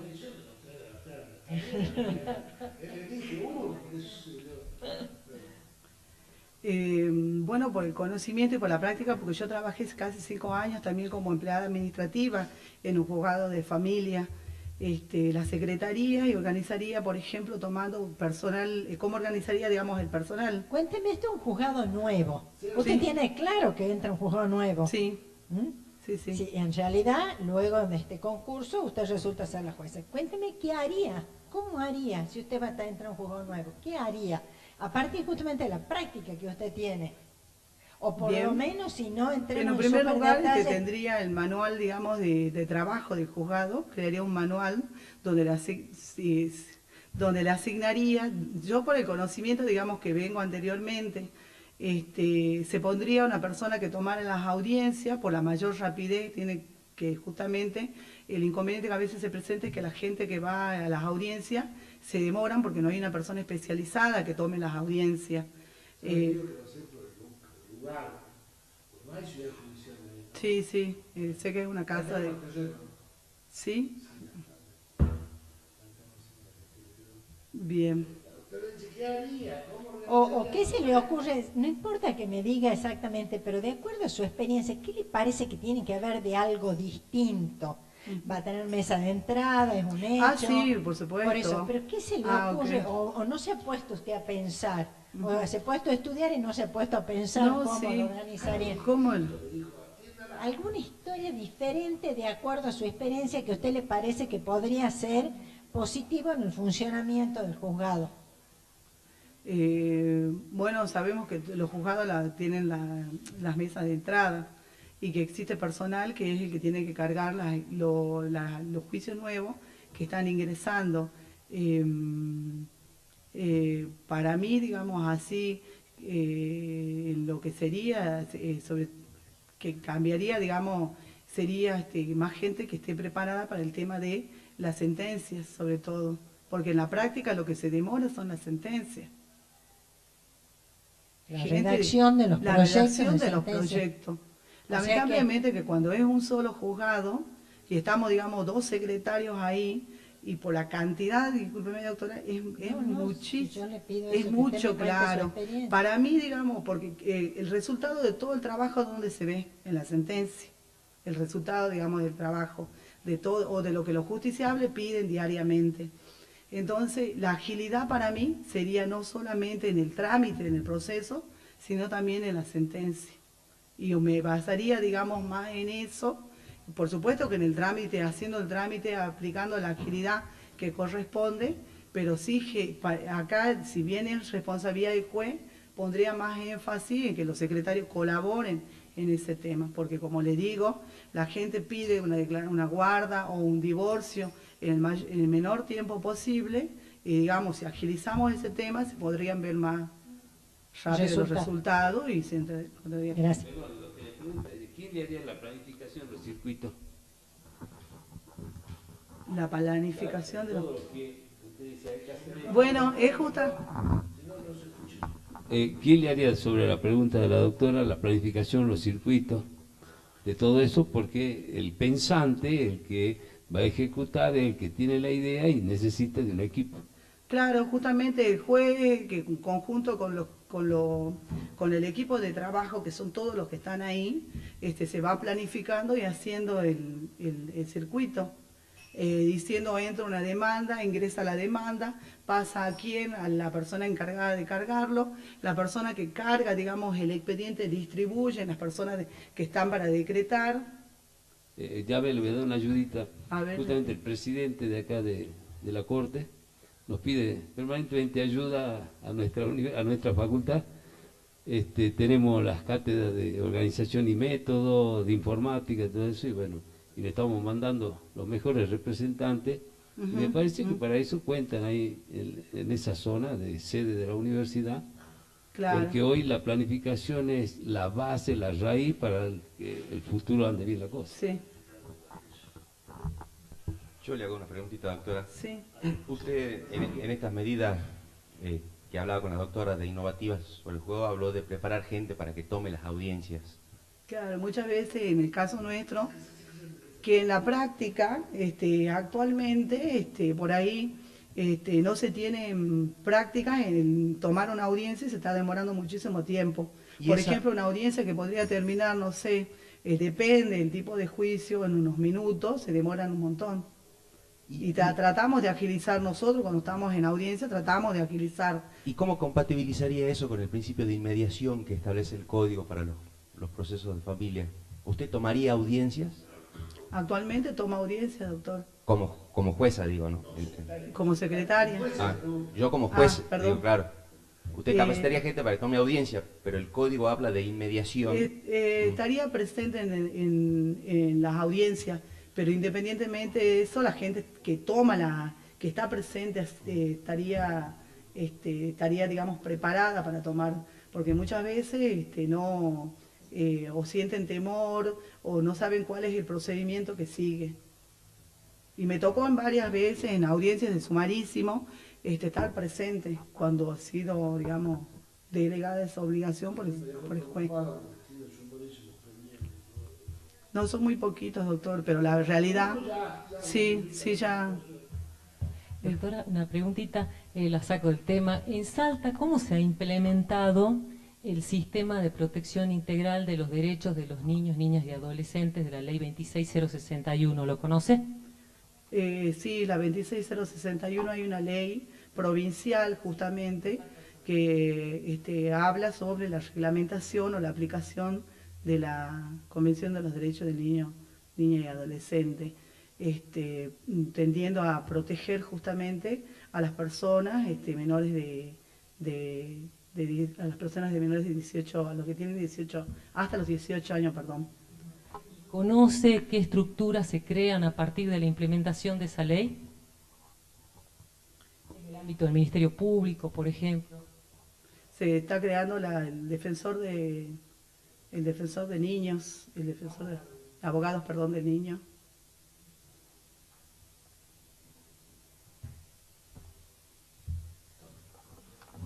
Bueno, muy amable doctora Toro. Bueno. Hasta luego, que tenga buen día. Igualmente.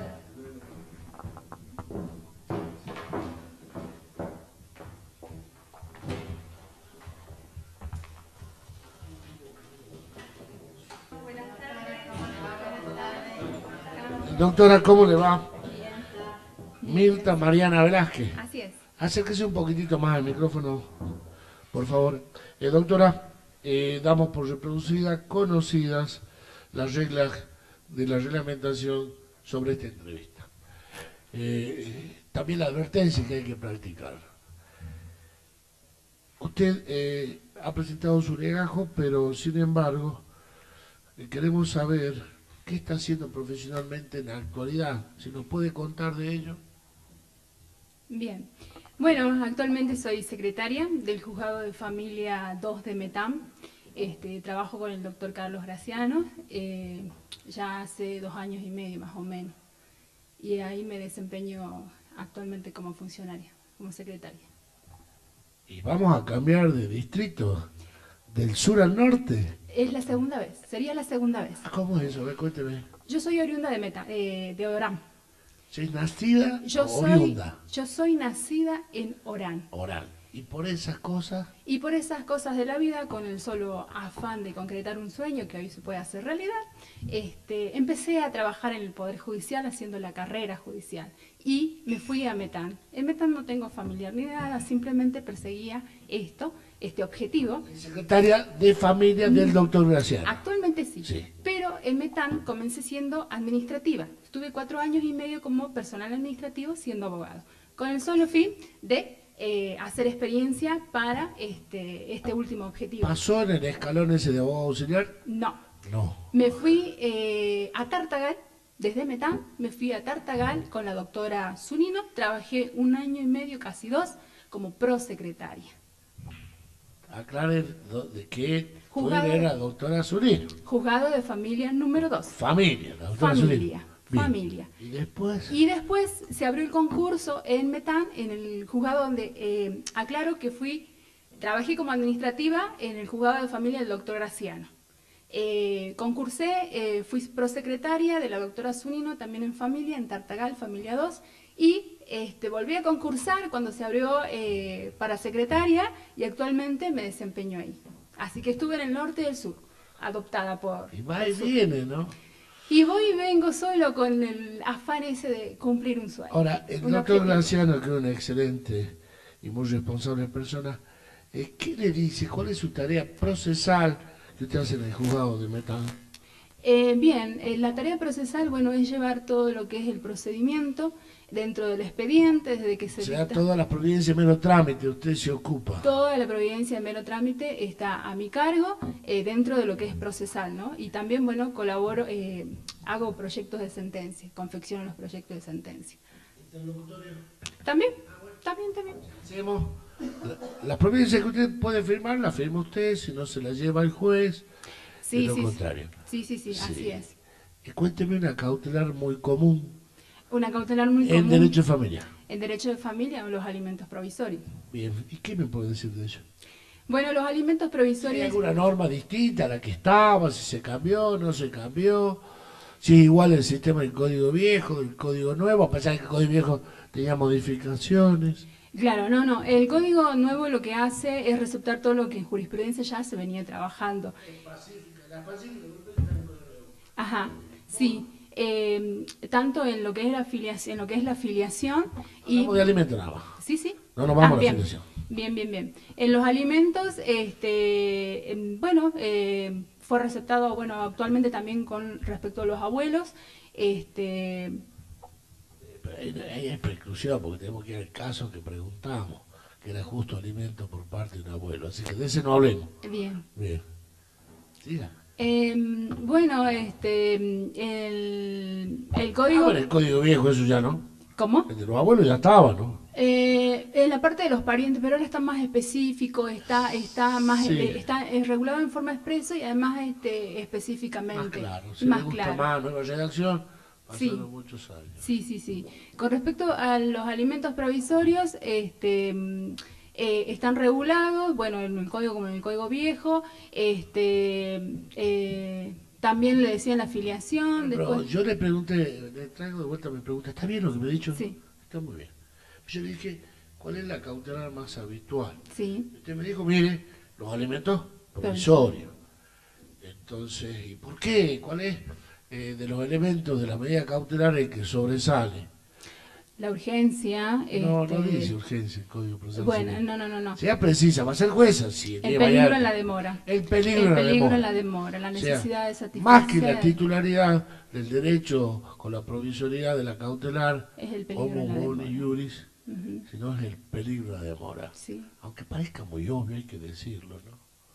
Bien. Es muy obvio. Sí, las ¿Qué hace con las contracautelas que se le puede complicar la existencia? Las contracautelas en los ¿Qué alimentos. admite? No, en los alimentos no son necesarias ¿Por qué? la contracautela.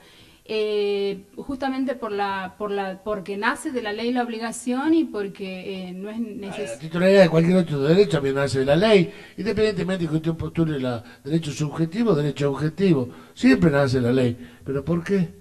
Usted me dice, mire, no hace falta la contracautela. La respuesta es la misma que recién. Por la urgencia. Por el peligro de la demora. Ujú. Salvo excepción, en las necesidades básicas son diarias, cotidianas, de horas. Sí, para los niños, sí. Ese tiene que razonar rápido, doctora. Ujú. Para mantener la igualdad de trato. Está bien, no se preocupe. Para mantener. El Código Civil y Comercial de la Nación establece principios procesales. ¿Nos puede enunciar o decir cuáles son? Sí, los principios procesales que regula el Código Civil y Comercial, el principio de oficiosidad, el principio de tutela judicial efectiva, el principio de inmediación, de oralidad, de reserva de expedientes. Reserva. No es reserva, es acceso. limitado a los expedientes. Muy bien. Inmediación. Buena No fe. solo están ahí, hay otros que están más allá. Pero cuénteme eso de la oralidad. Ujú. ¿Cómo es la oralidad? Bueno, la oralidad es actuada, es a través de una entrevista personal. El juez tiene que tener entrevistas. Pero oralidad actuada, yo no entiendo qué es eso de actuada. Bueno, el juez tiene una entrevista personal con el niño, con las partes, y se va redactando un acta, se va Se labrando un levanta. acta. Sí, se ¿Quién levanta. abre el acta? Bueno, generalmente el Usted, sumariante. yo diga. ¿Ah? Yo le abro el acta. El sumariante es el instrumento, pero el Ajá. secretario es el que tiene Ajá. que labrar las actas. Sí. Fedatario, dice acá el doctor de la Vila. Claro, el Fedatario. empleado que levanta. Allá está, ve, el pobre doctor Rauch, hace horas levantando un acta. No se lo ve. Ahí está el doctor Rauch, como siempre. Bien, oralidad. ¿Qué más? Es oralidad actuada. O sea que debe haber constancia sucinta en un acta. Ujú, así es. De las expresiones más importantes del acto procesal que se trate, porque hay muchas clases de actos procesales. Puede ser una testimonial, puede ser una entrevista, como dice con un menor. ¿Y qué haría si es una cámara Gesell? Bueno, en el caso de la cámara Gesell, el que va a entrevistarse con el niño va a ser directamente el psicólogo, o sea, el especialista. Yo solamente como jueza tengo que dar las directivas, los puntos, las preguntas que por ahí... Del acta. Estamos hablando de la oralidad y del acta. Claro, del acta. Entonces, ¿qué hago? ¿Cómo levanto el acta de la cámara Gesell? El juez da la directiva, está perfecto, pero ¿cómo hago? Y de la misma forma, llevaré una computadora, se sentará el sumariante y Puede ser a mano también, ¿no? ¿Cómo? Puede ser a mano, ¿no? También. A mano, después la pasa. Sí, pasa que nosotros por ahí hacemos, por ejemplo, con las entrevistas de personas que no pueden acceder al juzgado por cuestión de restricción de capacidad o incapacidad, nos dirigimos, entonces preparamos la computadora. Una sola vez me tocó hacer un acta con manuscrita, sí. Pero así nos estamos moviendo. Muy bien, doctora. No pierda la alegría. Doctora Levina. Claro que aquí las actas que hace la entrevistadora en cámara que son todas a mano. Y hay que llamarla para entender porque escriben como médicos. Bueno, sí, por eso, levanto la mano. Por eso es importante la computadora. Doctora, ¿usted puede entender un tema de habeas corpus? Sí, ¿cómo? Como jueza de familia, ¿puede sí. entender un habeas corpus? Sí, puedo. ¿Qué es el habeas corpus? ¿Una acción o un recurso? Una acción expedita, una de la Constitución provincial, y tengo que intervenir, no es cuestión de competencia ahí. Salvo, bueno, el caso de lo que está restringido por Constitución también, donde la competencia originaria es de la Corte. ¿En qué caso? Cuando es contra el poder, el titular del Poder Ejecutivo o de las cámaras. Así es, el Poder Legislativo.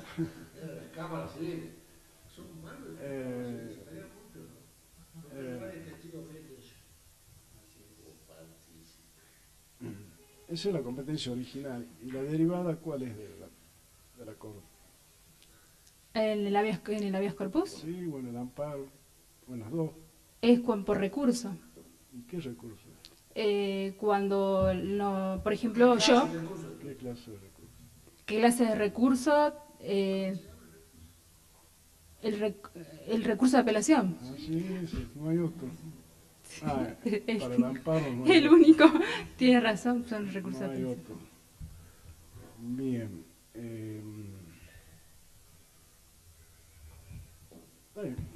Gracias.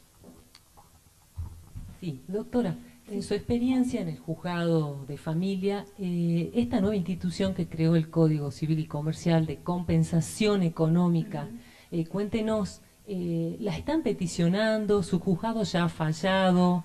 ¿Cuál es la cuantía? ¿Qué parámetros ha tomado en cuenta?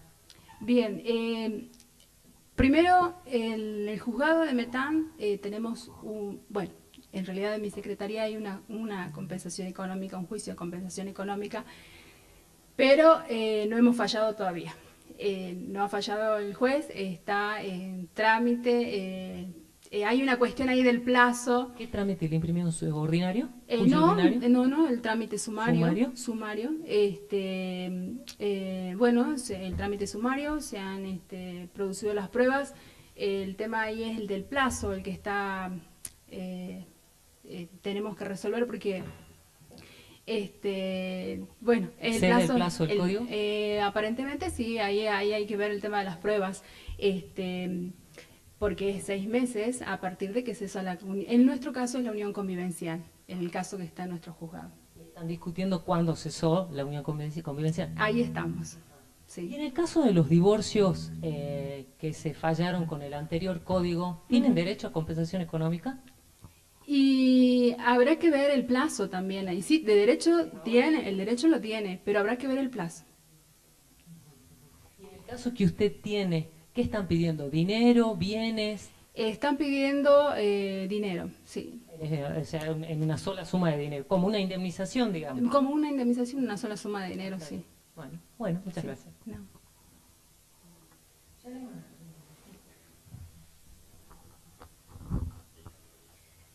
Está vinculado al tema de la inmediatez de alguna manera. Usted llega a ser jueza, tiene un juicio, supongamos un divorcio, han presentado como ahora lo establece el código. ¿Qué tienen que presentar ahora según el nuevo Código Civil en el divorcio? Tienen que presentar la propuesta reguladora si es unilateral y si no el convenio regulador si es conjunto. Bueno, supongamos que sea conjunto. Y por la Defensoría va una de las partes y le insiste a usted que hay un hijo menor que quiere que usted lo vea y lo escuche. Y usted pregunta, ¿pero para qué quiere que yo lo vea? Él quiere que lo vea porque quiere contarle cómo era la relación de los padres en el matrimonio. Pero ya está presentó el convenio, es conjunto. Y la defensora dice, pero el chiquito quiere que usted lo atienda. A ver, ¿qué hace? De verdad, dígame. ¿Lo atendería, no lo atendería? ¿Entendería que es inconducente, que no entiende para qué quiere?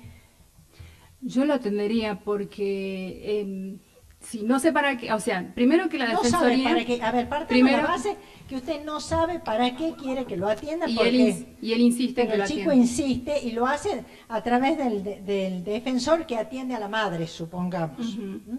Y le dice, no, pero el chiquito quiere, el chiquito y está aquí conmigo, está en la puerta y ha venido con la mamá porque quiere que lo escuche, quiere que lo escuche. ¿Y a usted realmente le parece que, no sé, para qué lo va a escuchar? Cuénteme qué hace, ¿lo escucha, no lo escucha? Bueno, en el caso que usted me presenta, lo escucharía, porque si él tiene, bueno, no sé qué puede manifestar, pero ante la duda lo escucho, ¿qué puedo perder? O sea, y si está ahí y si él quiere, bueno, lo escuchamos, a ver qué puede parecer. Yo creo que si el niño quiere e insiste, porque un niño preferentemente no llega a los tribunales, es como reacio al tema de los tribunales, de los juzgados, nos ha pasado en la historia, en toda la historia de trabajo de familia. Entonces, si este niño quiere, bueno, veremos por qué, cuál será su urgencia. Bueno, quiero contarle que es un caso real de Orán, no inventé nada. Es un chiquito que quería que lo escuchen y en realidad quería contarle a la juez cuál era la historia de la vida de sus padres. Es todo lo que quería contarle a los jueces. ¿Eso lo motivaba a él? Sí, lo motivaba, quería que escuchen cuál era la historia de vida de los padres. Es un caso real de Orán, ¿eh? Gracias. Muy amable, doctora. Que tenga buenas tardes. Hasta luego. Bueno, muchísimas gracias, ¿no? Hasta luego.